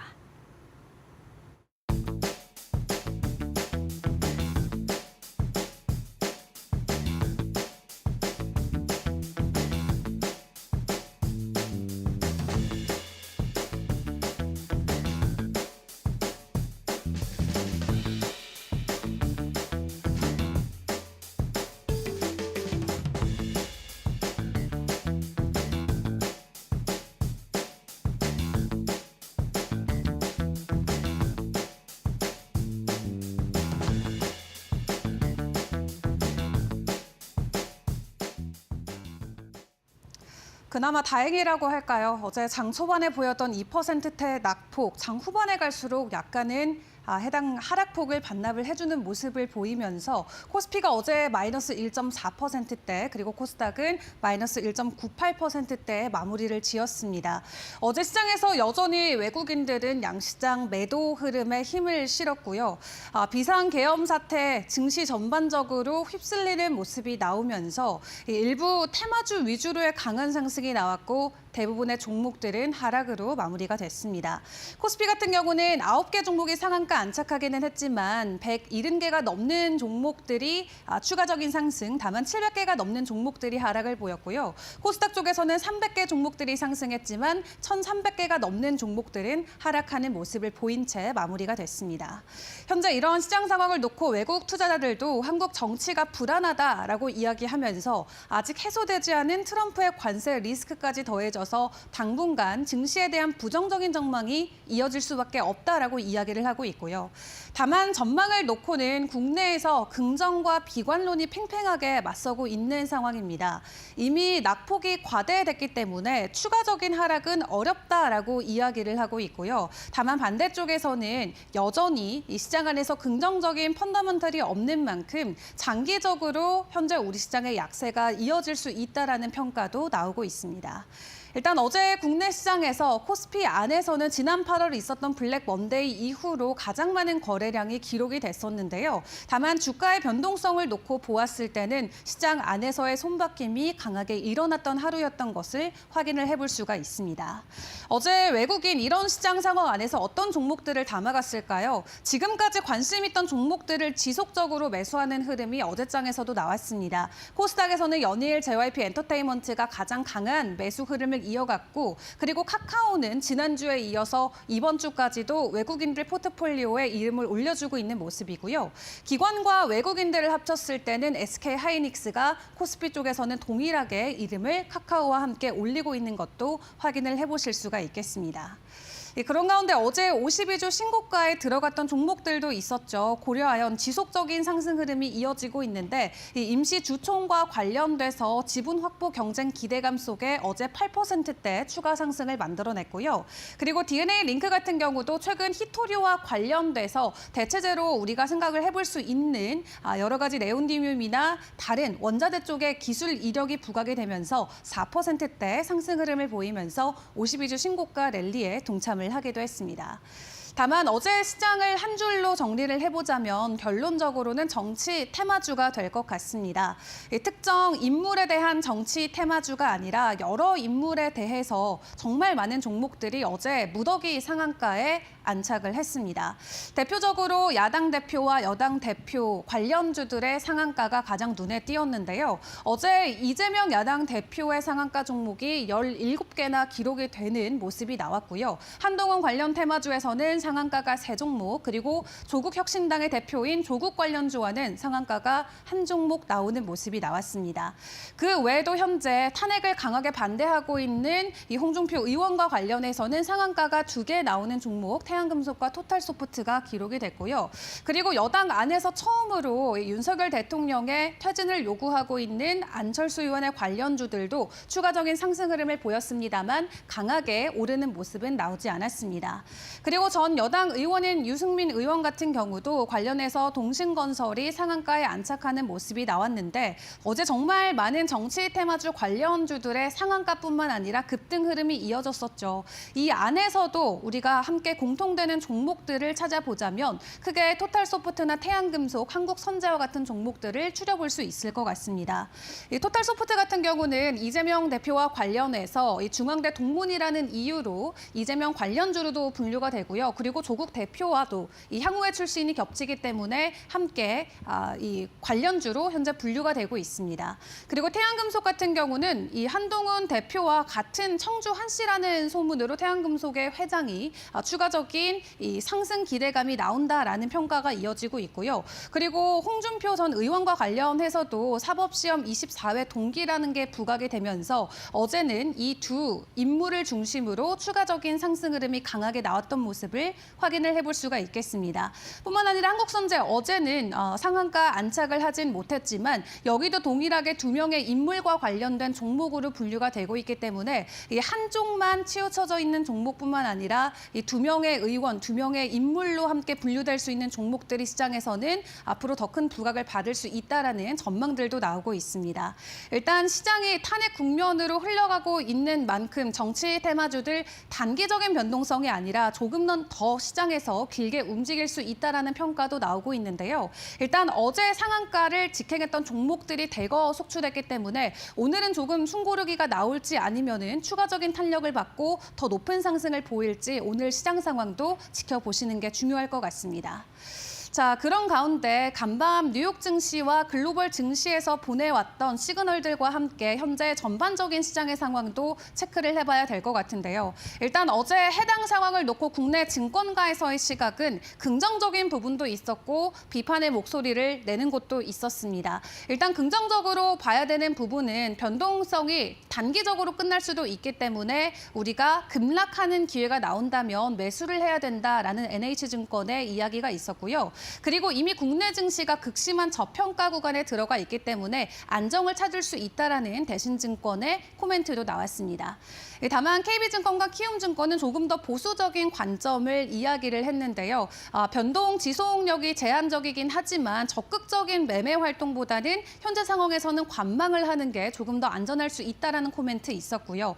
그리고 펀더멘털 자체가 약해졌기 때문에 일단은 보수적인 접근이 필요하다라고 KB증권은 이야기를 내놨습니다.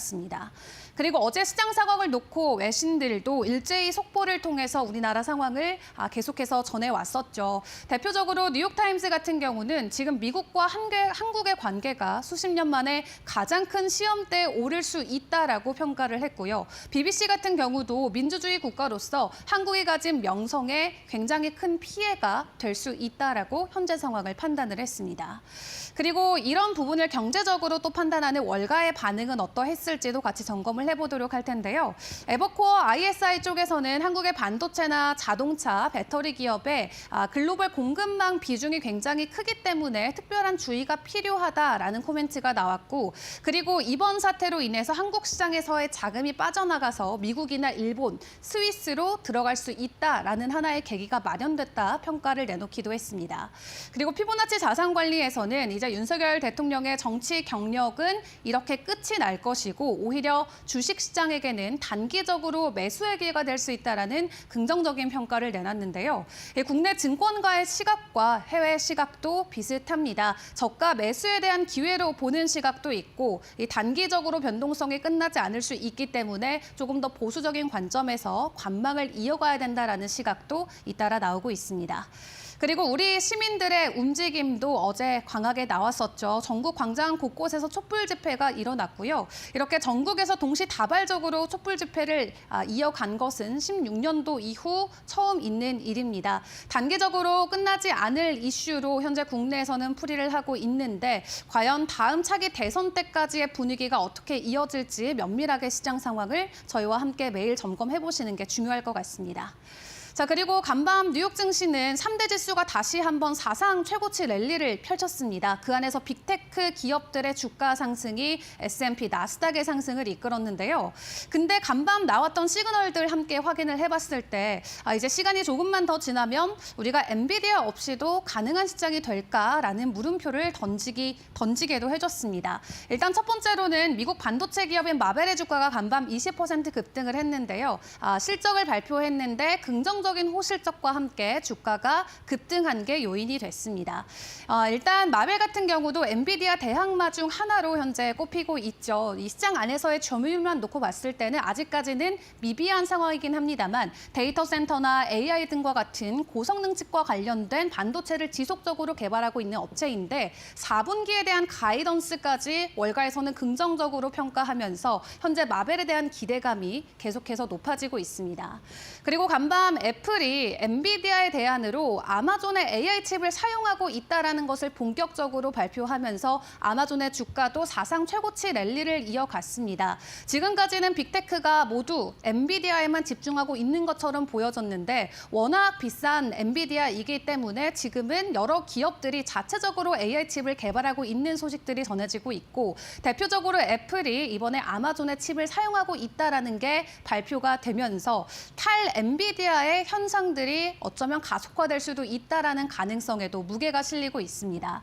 해외 빅테크뿐만 아니라 국내 기업들도 이러한 기조에 힘을 같이 실어주고 있는 모습이죠. 엔비디아 대항마의 새로운 스타트업에 삼성과 현대차도 크게 투자를 이어가고 있다라고 하는데요. 텐스토렌트에 투자를 이어가고 있는 국내 기업들의 소식들까지 전해지면서 이 AI의 모든 것을 쥐고 있었던 엔비디아 그 위치가 흔들릴 순간이 언젠가는 오지 않을까 하는 가능성의 문을 열어두기도 했습니다.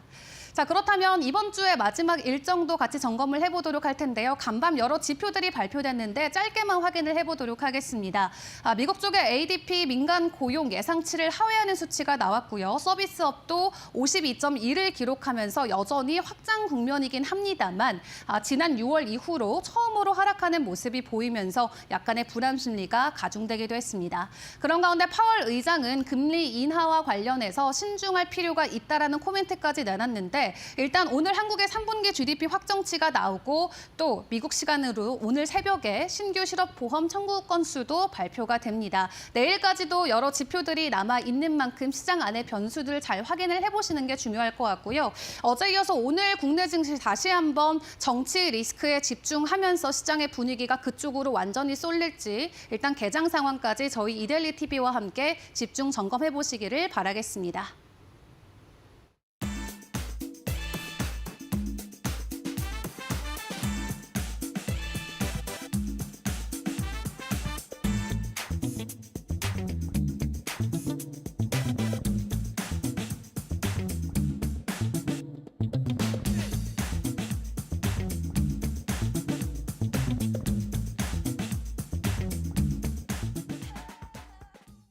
이어서 뉴욕 증시 시그널 찾아보도록 하겠습니다. 3대 주요 지수가 밤사이 사상 최고치에서 마감을 했습니다.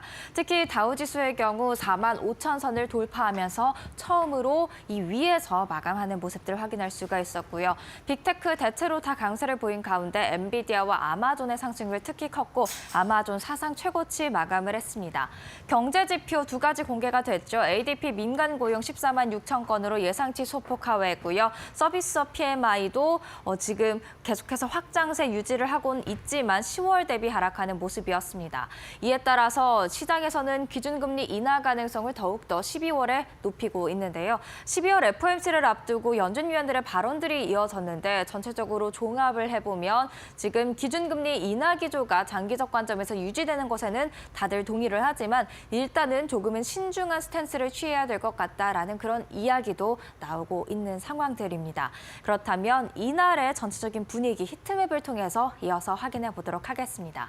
셀즈포스가 쏘아올린 소프트웨어주 강세가 두드러졌습니다. 셀즈포스와 마벨 테크놀로지가 이날 호실적 기록하면서 장중에도 나스닥과 S&P 500 지수를 이미 다 끌어올리는 모습들을 확인할 수가 있었는데요. 셀즈포스를 비롯한 소프트웨어주 강세를 보였고요. 이쪽에서도 오라클, 어도비 등 소프트웨어주가 강세를 보이는 모습이었습니다. 그 가운데 이런 소프트웨어, AI 기술들을 구동시키려면 반드시 반도체주 필요하겠죠. 엔비디아를 비롯해 브로드컴, AMD 그리고 마이크론 테크놀로지까지 강한 상승세를 보이는 모습들이었고요. 빅테크 대체로 다 오른 가운데 테슬라 1.85% 상승했고 아마존 2%대 오름세를 보였습니다. 그렇다면 빅테크 소식 조금 더 살펴보도록 하겠습니다.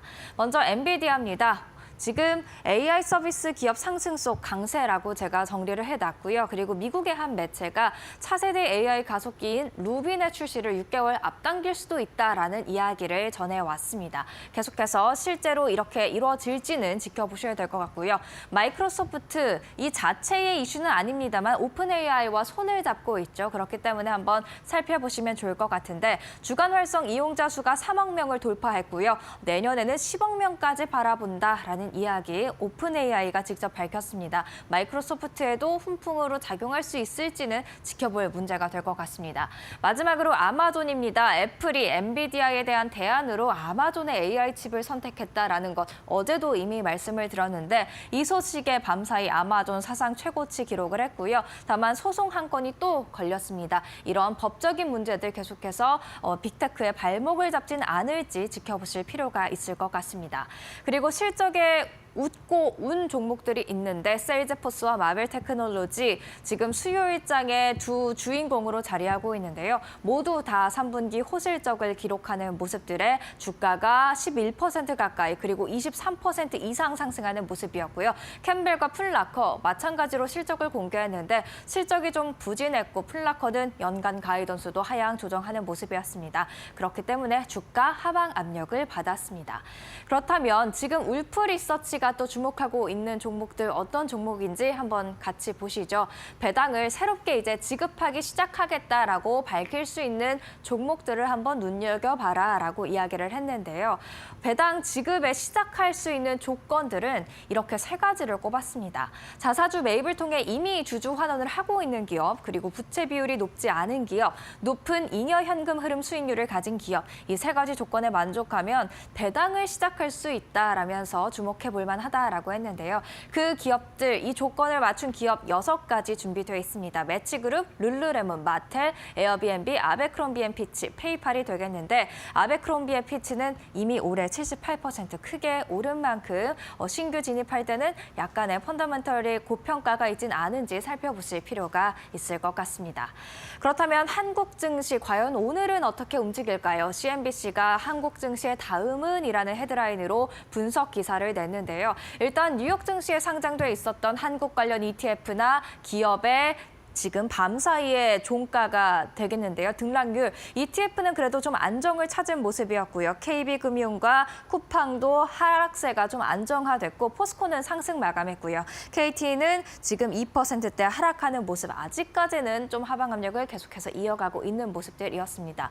이 가운데 모건 스탠리와 캐피털 이코노믹스가 의견을 제시했는데 모건 스탠리, 우리나라가 워낙 수출 의존도가 높은 나라이기 때문에 글로벌 경기 둔화에 이미 부정적인 영향을 받을 것 같아서 이미 이런 비상계엄 사태가 있기 전에 2% 하락을 전망하고 있었다. 반도체, 자동차 모두 다 조금 사이클이 안 좋다라는 이야기를 했고요. 반면에 캐피털 이코노믹스, 윤석열 대통령이 탄핵이 되거나 이른 시일 안에 사임할 것으로 보이는데 그렇게 되면 투자 심리가 개선될 수 있다. 과거에도 탄핵 때 시장 꽤 잘 버텼다라는 이야기를 남기는 모습들이었습니다. 그렇다면 뉴욕 증시 시그널 같이 체크를 해봐야겠죠. 시그널입니다.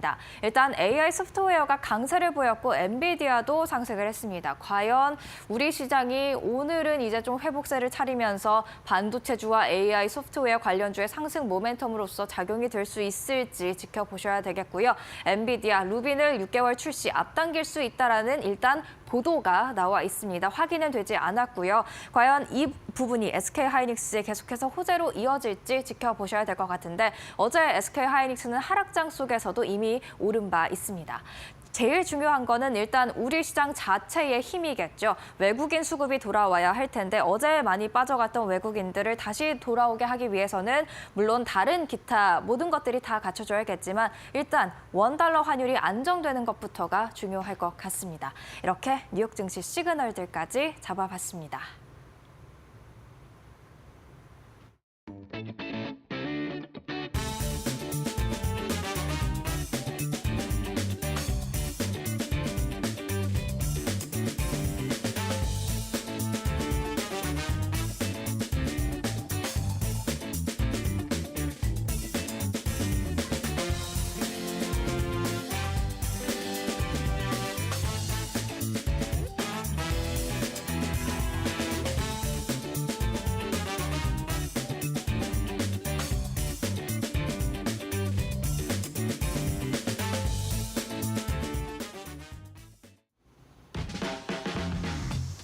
네, 여러분 밤새 편하게 잘 쉬셨습니까? 12월 5일 목요일입니다. 이데일리 TV 뉴스 브리핑 계속해서 이어가겠습니다. 오늘 뉴스 브리핑은 일단 국내 시장의 국내 얘기에 좀 집중을 했고요.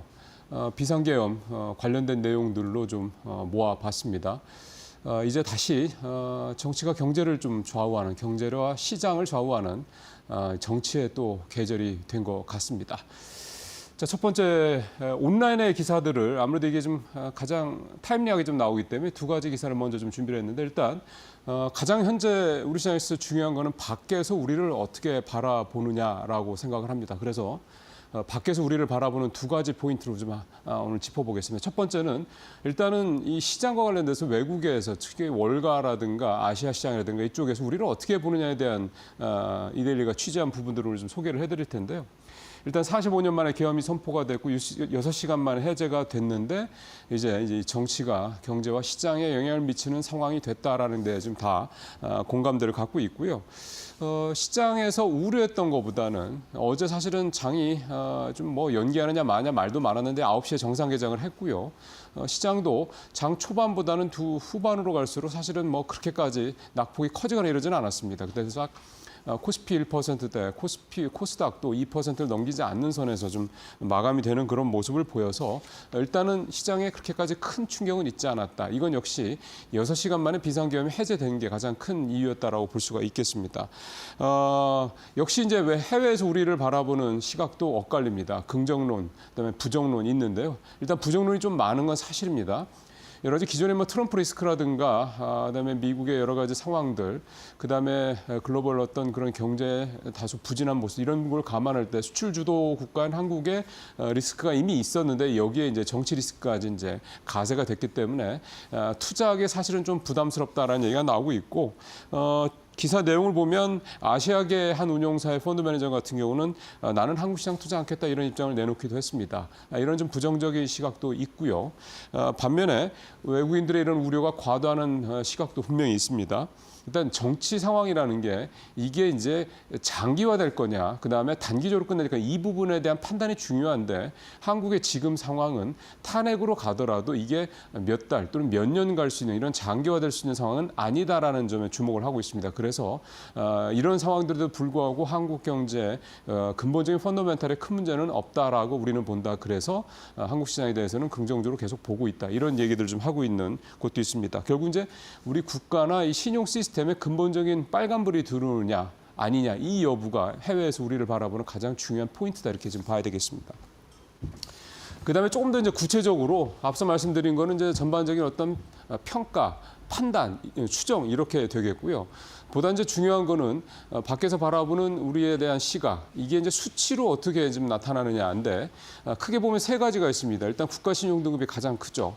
이건 변함이 없습니다. 특히 국가신용등급 전망과 관련해서도 안정적에서 뭐 부정적으로 바꿨다는 이런 내용들은 오늘 새벽까지 나온 건 없습니다. 일단 국가신용등급 문제는 큰 문제가 없다고 봐야 되겠고, 두 번째가 환율입니다. 환율은 어제 보셨던 것처럼 큰 폭으로 새벽에 1,446원까지 급등을 했던 게 안정이 돼서 어제 장중에서는 현물장에서는 1,410원에 마감이 됐기 때문에 그것도 좀 하락하면서 마감이 됐죠. 환율도 일단 큰 폭으로 급등을 해서 우려를 낳았지만 안정을 찾아가는 그런 모습이긴 합니다. 물론 1,410원대이기 때문에 부담스러운 어떤 그 가격대인 건 분명합니다만, 일단 뭐 1,400원, 1,450원 이런 수준은 아니라는 점에서 일단 한숨을 돌렸다고 볼 수가 있겠고요.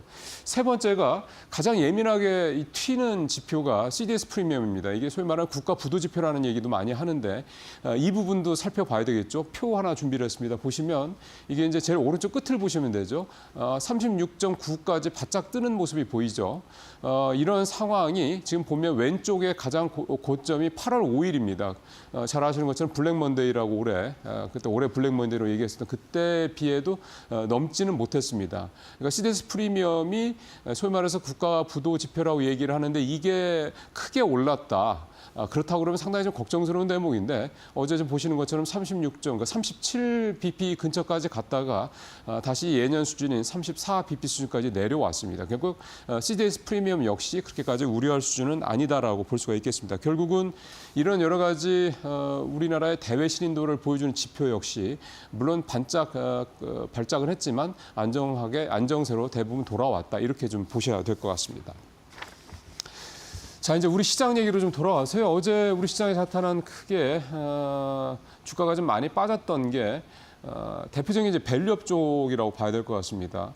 특히 이제 윤석열 정부가 아주 공을 들여왔던 게 올해 내내 공을 들였던 게 밸류 프로그램인데 사실은 정부의 그러니까 대통령의 비상계엄 선포 그다음에 6시간 만에 해제 이게 참 해프닝이라고 보기에는 너무나도 큰 사태인데 사태라고 봐야 되겠죠. 이 사태 때문에 결국은 좀 직격탄을 맞았다 이렇게 봐야 될 것 같습니다. 일단 이 표부터 먼저 볼까요? 어제 비상계엄 사태 이후에 외국인들 순매도 상위 종목들을 보면은요. 5개 종목인데 보시는 것처럼 2, 3, 4위가 다 금융주들입니다. 그러니까 이 금융주들이 직격탄, 특히 이제 금융주들이 국내 밸류 프로그램 어떻게 보면 가장 중요한 어떤 그런 섹터들이라고 봤을 때 금융주들이 직격탄을 맞았다라고 좀 봐야 되는 거고 주가도 어제들 많이 빠졌죠. 아마 그 업종으로 빠지면 가장 많은 가장 높은 주가 하락률이 그런 게 금융주가 아닌가 싶은 생각이 드는데 이렇게 금융주가 또 직격탄을 맞은 가장 큰 이유는 지금 금융주들이 밸류 프로그램에서 가장 어떤 중요한 위치다로 했던 이유가 주주원화 정책을 굉장히 가장 적극적으로 펴는 그런 섹터였기 때문에 그런데 이 주주원화 정책을 적극적으로 펼칠 수 있던 그 배경에 CET1이라고 보통 얘기를 하는데 어쨌든 말은 어렵고요. 가장 크게 얘기하면 돈을 많이 벌어서 주주환을 많이 하겠다 이거였는데 은행들이 돈을 많이 버는 데 있어서 이런 부분들 이렇게 환율이 급등하고 이런 어떤 대외적인 악재 이런 부분들이 나온 것들이 좀 부담이 될 수밖에 없다라는 겁니다. 그래서 이 금융주들의 좀 주가가 많이 좀 빠졌고 이제 이 주주환원 정책이 만약에 삐끗한다 그러면 금융주에 대한 기대감을 좀 낮출 수밖에 없다 이렇게 볼 수가 있는 건데 지금 분위기는요 해외에서 나오는 우리 국내 금융주들에 대한 얘기도 좀 그렇고요 이게 이제 펀더멘탈리한 문제다라고 보지는 아직은 않는 것 같습니다. 그러니까 이 단기적인 악재가 어느 정도 정리가 되고 환율도 좀 안정을 찾고 하면은 원래 금융지주사들이 약속했었던 주주환원 정책에 대한 부분들을 지켜나갈 수 있을 것이다 이런 시각도 있기 때문에요 금융주에 대한 부분은 지금 저가에서 이렇게 아직 말씀드릴 수 있는 상황은 분명히 아니긴 하지만 그렇다 해서 우리나라 금융주들을 아주 근본적으로 아예 안 되겠네 이렇게 생각하실 필요는 전혀 없다 이렇게 좀 볼 수가 있겠습니다. 자 이제 비상계엄 사태와 관련돼서 그러면 이게 이제 시장에 무조건 앞에 금융주 말씀드린 것처럼 부정적으로만 봐야 되느냐 그렇지 않죠. 항상 명과 암이 있는 거기 때문에 앞서 말씀드린 이런 암이 있다면 명도 당연히 밝은 측면이 있는 겁니다. 환율이 일단 오른 거에 따라서 이제 고환율 수혜주들이 다시 그래서 좀 부각이 될 거다라고 이제 이데일리 증권면에 나온 기사인데요. 자 보시면은 자동차 바이오 앤 기회다 이런 제목이 좀 나와 있고요. 표도 한번 보죠. 어제 많이 올랐던 종목들 중에 사실 어제 이렇게 오른 게 사실은 대단한 건데 올랐던 종목들 보면 넥센 타이어, 한국 타이어, 기아도 보합권이지만 소폭 올랐고요. 반면에 이제 바이오주는 조금 떨어졌습니다. 코스피 떨어진 거에 비하면 낙폭이 크지는 않고요.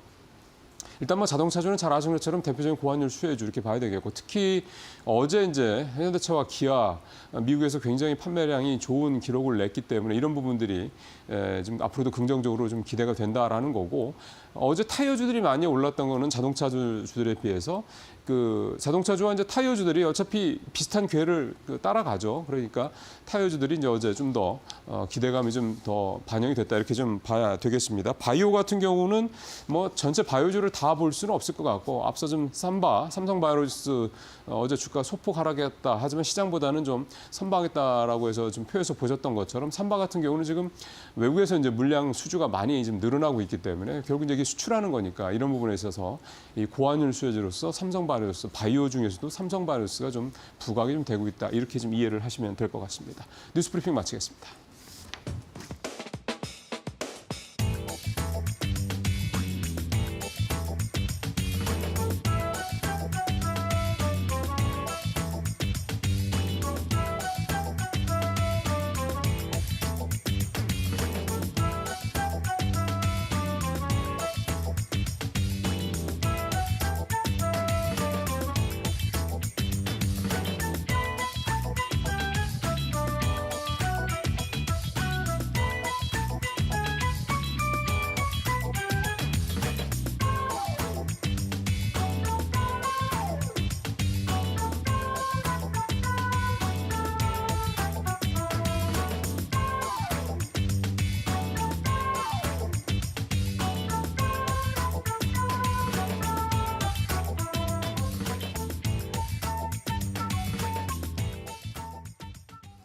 자, 오늘 마켓 비하인드는 유동원 유한타증권 본부장 모시고 말씀을 좀 나눠보겠습니다.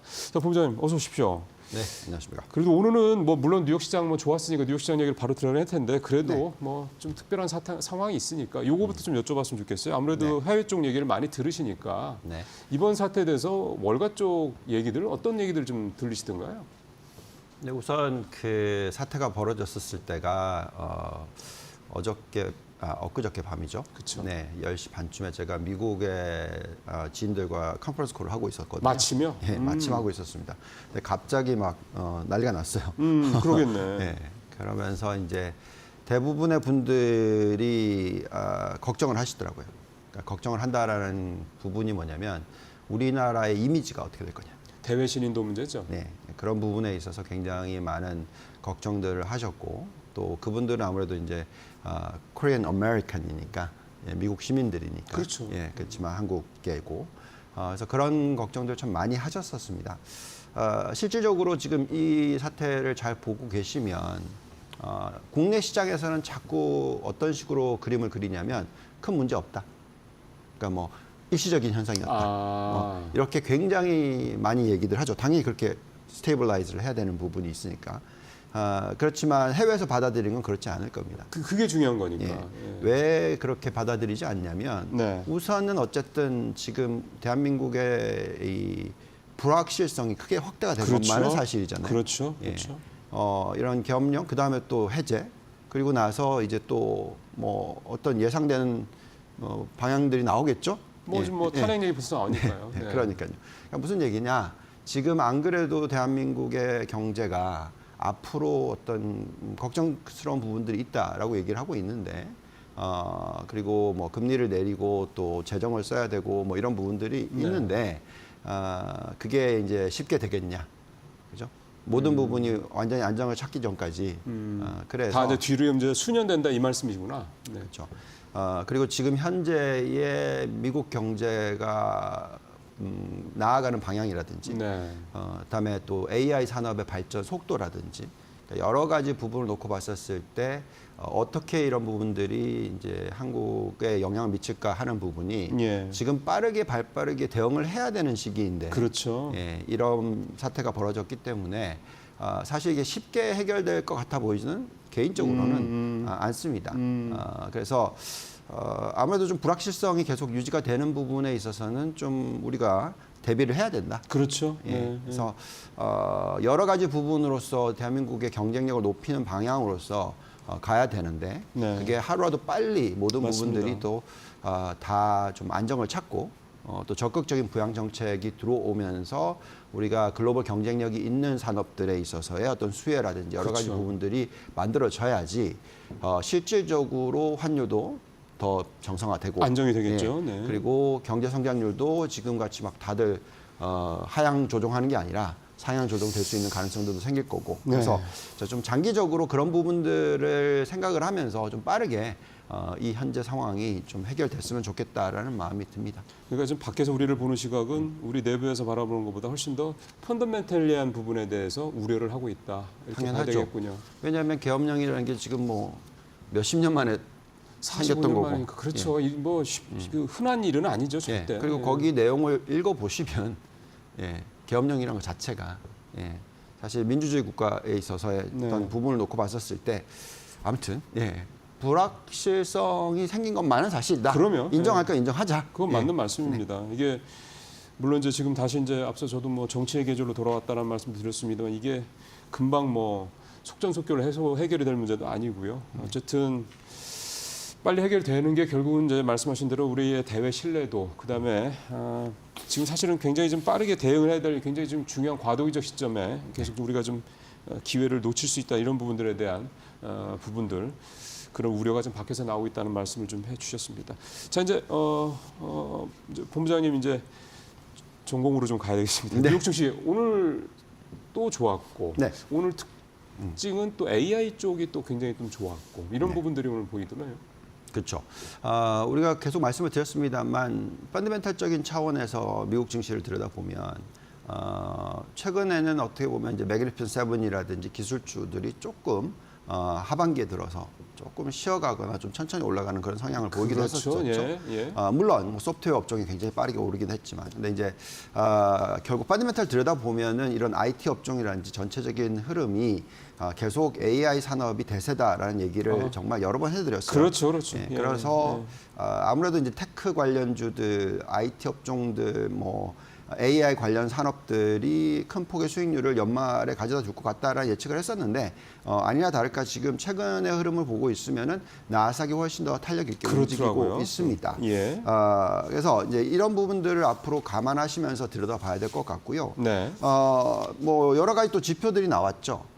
많은 분들께서 이제 생각하고 있는 부분이 뭐였냐면 너무 미국 경제가 좋으니까 금리 못 내려주는 거 아니냐, 뭐 이런 걱정도 그렇죠. 했었고요. 인플레가 다시 뜨는 거냐 아니냐 그렇죠. 이런 점도 있고. 예, 또 트럼프가 당선이 됐기 때문에 재정을 너무 많이 쓰게 되면 금리가 많이 튀는 게 아니냐, 그렇죠. 인플레이션이 자극되는 게 아니냐, 뭐 이런 걱정들도 하셨고, 네. 그래서 금리가 쉽게 안 떨어질 거다, 아니면 오히려 올라가는 거 아니냐, 이제 금리를 못 내리는 게 아니냐, 뭐 이런 얘기들까지도 있었습니다만 지금 숫자 나오는 것 보고 또 파웰 의장이 발언하는 내용을 듣고 있으면 예상했던 대로 흘러가는구나 정도입니다. 네. 지금 ADP 민간 고용 지표가 발표가 됐는데 이 숫자가 14만 6천 명. 그 전달에 18만 4천 명. 그래서 대충 보시면은 굉장히 안정적인 모습이다. 네, 그리고 또 너무 과열은 또 아니다. 그렇죠. 예, 그래서 적절한 수준에서의 고용 시장이 계속 유지가 되고 있다는 것만큼은 앞으로 경기가 크게 위축이 되거나 뭐 하드 랜딩 예. 이런 가능성은 없다라고 이제 뭐 생각이 드는 부분에서 금리도 좀 천천히 내려줄 수 있겠구나, 뭐 이렇게 그렇죠. 예. 되고 있습니다. 예. 또 보시면은 이제 ISM 서비스업 PMI 지표가 나왔는데 이 숫자는 51.1이 나오면서 예상보다 훨씬 낮은 숫자가 나오긴 했어요. 그렇지만 중요한 것은 제조업 신규 주문이 늘어났다는 부분도 있었고요. 또 우리가 보시면 이제 S&P 글로벌이라는 또 미국 제조업 서비스업 지표가 나왔어요. 네, 또 따로 발표되죠. 그렇죠. 네. 이 숫자는 보시면 제조업이 자그마치 이제 49.7이 나왔고요. 전달에 48.5 대비해서 더 올라가는 모습이 나왔고요. 제조업이 거의 이제 50까지 기준치까지 올라가네요. 그렇죠. 네. 그리고 또 서비스업은 56.1이 나왔습니다. 그 전달에는 55가 나왔고 계속 상승하는 모습 보여주고 예. 있고요. 또 특히 이제 이 종합 PMI 지표라는 부분이 지금 54.9, 55 예. 수준이고 이게 31개월 내 최고치입니다. 그래서 이런 숫자가 나오고 있다는 것 자체가 예. 그만큼 미국 경제가 뭐 안정적이다라는 부분이 그러게요. 되겠고, 여기다가 또 이제 금리도 아까 보시면 여러 가지 지표를 가지고 있었는지 모르겠지만 어쨌든 하락 안정화되고 있어요. 그래서 예. 지금 10년 국채 금리가 4.2% 수준까지 지금 떨어져 있는 상황이고요. 예. 여기에 따라서 또 모기지 30년 국채 금리가 떨어져서 거의 6.9%이던 것이 지금 이제 6.69%까지 떨어지면서 조금 더 떨어졌네요. 이런 식으로 네. 이제 네. 천천히 하향 안정화되는 모습까지 나오고 있습니다. 그래서 네. 여러 가지 뉴욕 증시의 특징 상황을 들여다보면 상당히 골디락스로 가는 가능성이 높지 않을까, 또는 굉장히 괜찮은 성장률을 보여주는 그런 구간이 나오지 않을까라는 생각과 함께 또 금리도 천천히 내려줄 수 있을 환경이 네. 되는 것 같다. 더할 나위 없이 좋은 거죠. 그러게요. 그래서 그런 상황이 지금 미국에서 전개가 되고 있고, 그렇기 때문에 미국 증시가 기술주 위주로서 상승을 하는 그런 화답을 보여줬다라고 보시면 될 것 같습니다. 이게 참기 너무 좋으니 네. 말씀하신 대로 골디락스 느낌도 좀 나는 분위기고 네. 지표도 뭐 좀 이를테면 추세는 둔화돼도 그게 완만하게 내려가기 때문에 시장이 볼 때도 걱정스럽지 않은 거고. 이러다 보니까 FOMC가 이제 금리를 12월 이제 이번 달인데 하여간 뭐 이번 달은 내린다라는 전망이 높긴 한데 하여간 뭐 아직 결과가 나온 건 아니니까 하여간 좀 내릴 수 있을까? 뭐 또 내년에는 또 이렇게 갈까? 뭐 이런 생각들이 자꾸 좀 드는 것 같아요. 네, 그런 어떤 뉴스가 나와서 예를 들어서 금리를 못 내릴 거다라는 뉴스가 나와서 시장이 만약에 하락을 한다면 그건 정말 좋은 투자 기회입니다. 오히려. 예, 오히려. 그래서 생각의 전환을 가지고 오셔야 됩니다. 네. 금리를 마냥 내려주는 것이 좋은 게 아니에요. 예를 들어서 한국은행이 0.25%를 깜짝 내렸잖아요. 네. 그리고 어떻게 됐죠? 시장이 반짝 좋았다가 안 좋아졌죠. 이제 근본적인 우려 예견이 그러니까 나왔죠. 왜 그러냐면 네. 금리를 내릴 때 만약에 시장의 시각이 이게 경기가 안 좋아지는 시그널이구나. 그렇죠. 예. 이렇게 받아들이게 되면은 장이 안 좋습니다. 근데 그게 아니라 금리를 내리면서도 경기 침체는 안 온다라는 확신이 있으면 장이 오르는 거거든요. 그렇죠. 예. 그리고 사실 금리를 내려줄 필요도 없는 정도의 경제 펀드멘탈이다. 이것도 장이 오르는 이유입니다. 그렇죠. 예. 그래서 예. 결국은 경제의 펀드멘탈이 더 중요하다라는 거죠. 그러면 예. 당연한 말씀입니다. 네. 그래서 지금 미 연준이 금리를 어떻게 보면 내려주는 추세는 보험성이다. 그러니까 워낙 경기가 괜찮은데 혹시라도 좀 안 좋아질까 봐 하는 부분을 가지고 금리를 내려주고 있기 때문에 미국은 연착륙에 당연히 성공을 할 것이고 심지어는 노 랜딩 시나리오까지도 많이들 얘기를 하고 있어요. 네. 그게 이제 어디서 확인이 되냐면 GDP now라는 숫자가 있습니다. 예. GDP now 숫자가 지금 4분기 발표 처음 시작했었을 때 2%대 후반이던 게 2%대 초반까지 떨어졌었거든요. 그러다가 지금 녹색 선입니다. 근데 최근까지 또 얼마나 올라왔냐면 3.2%까지 올라갔어요. 야, 미국 경제가 3.2%요? 네. 대단하네요. 근데 이 숫자가 왜 놀라운 숫자냐면 이게 전달 대비 숫자란 말이죠. 네, 그렇죠. 전달 대비, 전분기 대비. 예. 그러니까 전분기는 얼마냐? 2.8%였어요. 그러니까 굉장히 높은 숫자에다 대놓고 또 높게 올라가는 거란 말이죠. 2.8% 사실은 굉장히 높다고 하는 건데. 네. 그리고 또 네. 전년 동기 대비에도 계산하더라도 이게 거의 2.6, 2.7% 숫자입니다. 그래서 지금 이게 그 전년도는 1년 전에는 경제 성장률이 자그마치 3%대였단 말이죠. 그렇죠. 예. 네, 그 3% 성장한 거 대비해서 또 1년 동안에 또 2.7% 상승한다. 이건 정말 놀라운 거죠. 그러니까 그게 노랜딩입니다. 왜냐하면 그러니까 거의 경제 규모가 늘어나는 폭이 거의 비슷한 거죠. 연달아 그렇죠. 연속으로. 예, 그래서 지금 노랜딩 시나리오까지도 예측이 되고 있기 때문에 금리를 내려주는 속도가 당연히 더디어져야 되는 게 맞습니다. 그래서 지금 FOMC의 그 페드와치를 보시면 예측이 지금 어떻게 들어가고 있냐면 요즘에 요 숫자가 좀 더 올라가기도 했었어요. 그러니까 12월 달에 금리를 한번 내려주고 나면 동결. 예. 예, 연달아 몇 차례 동결. 예. 그리고 나서 또 5월 달에 한번 내려주고 나면 또 동결. 그리고 또 나중에 9월 달에 내려주고 나면 동결. 즉 앞으로 9번 만나겠죠. 9번 만나는 동안에 3번만 내려준다. 그러니까 3분의 1, 그죠?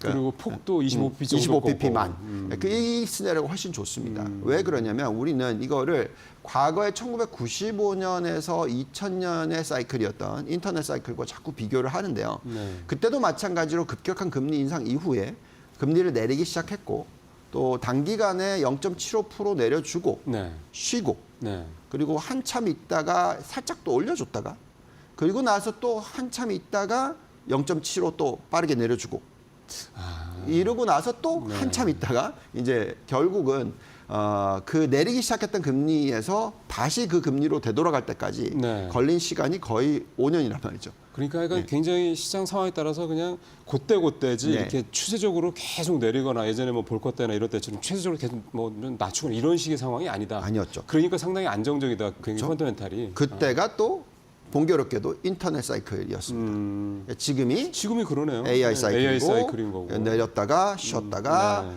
또 내려줄 수도 있고 어쨌든 간에 이런 구간에서의 환경 자체가 그만큼 생산성이 높아지면서 네. 금리도 금리도 내려줄 수 있고 또 생산성이 높아지면서 경제 성장률도 높게 나오고 그러니까 여러 가지 숫자를 놓고 봤었을 때 참 미국이 부럽다라는 생각을 예. 할 수밖에 없는 그런 사실 환경이다라는 거죠. 점점 우리랑 좀 대비가 되는, 물론 뭐 직접 비교하기가 좀 그렇긴 합니다만 그런 상황이 좀 드네요. 근데 그 말씀대로라면 AI 사이클에는 어떤 대단한 어떤 기술적 혁신이 지금 이루어지고 있는 상황이고 그것도 또 초반이고 그다음에 가장 사실 시장에서 우려하는 것 중에 하나가 이제 금리 정책인데 통화 정책인데 이 통화 정책도 지금 말씀하신 대로라면 어쨌든 연속으로 뭘 올리든 내리든 연속으로 한 이런 것들이 현재로서는 사실 예상되가 되지 않고 있고 네. 그러니까 펀더멘탈이 되게 안정적이라는 얘기고 네. 그다음에 기술적인 트렌드도 좀 오고 있고 네. 그러면 정말 뭔가 뭐 조정이 오더라도 그 조정을 되게 좀 편안하게 받아들일 수 있는 굉장히 건강한 조정이라고 받아들일 수 있는 이런 시장 환경이 조성되고 있다고 봐야 되겠네요. 맞습니다.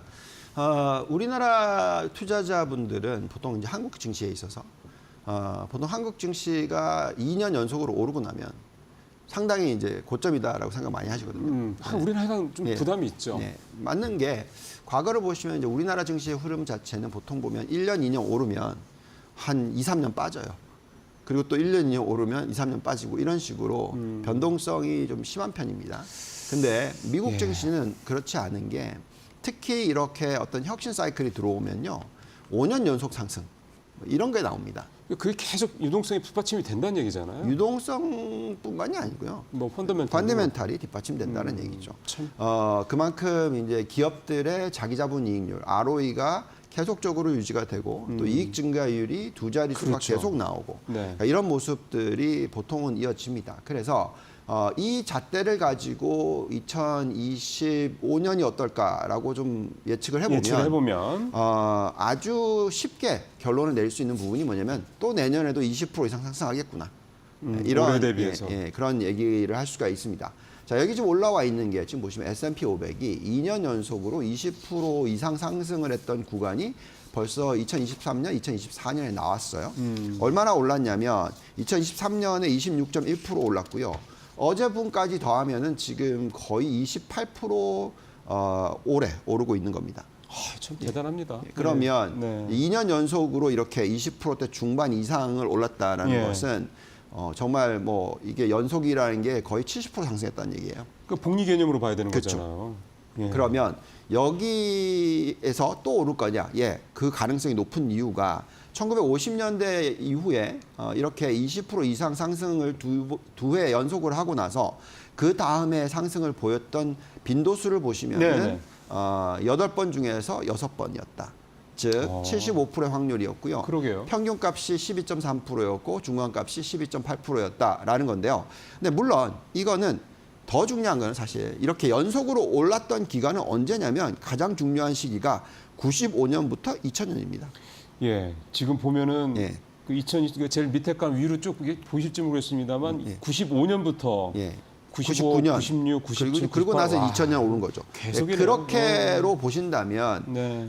이게 참 이런 환경이 지금 만들어지고 있는 게 아닌가라는 생각이 들 수도 있고요. 예. 그래서 3년 연속 아니죠? 4년 연속, 5년 연속 뭐 이런 식으로까지도 예측을 할 수 있을 가능성이 생긴다라는 거죠. 그래서 예. 우리가 그러면 이건 뭐 과거의 예니까 그럼 펀더멘탈적으로 어떤 숫자가 나오느냐 하고 봤었을 때 한번 보시죠. 지금 이익 증가율을 놓고 한번 말씀을 드려보면은 네. 지금 EPS 증가율 추이를 한번 올려주시면 과거에 트럼프가 당선이 됐었던 2016년 차트가 안 들어와 있나 보죠.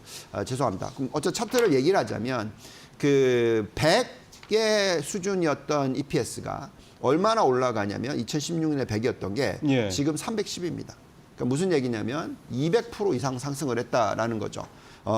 그래서 그것을 다른 나라와 비교를 했었을 때 엄청나게 차이가 난다는 거죠. 예. 빨간 선이 미국이고 밑에가 나머지 나라. 국가. 네.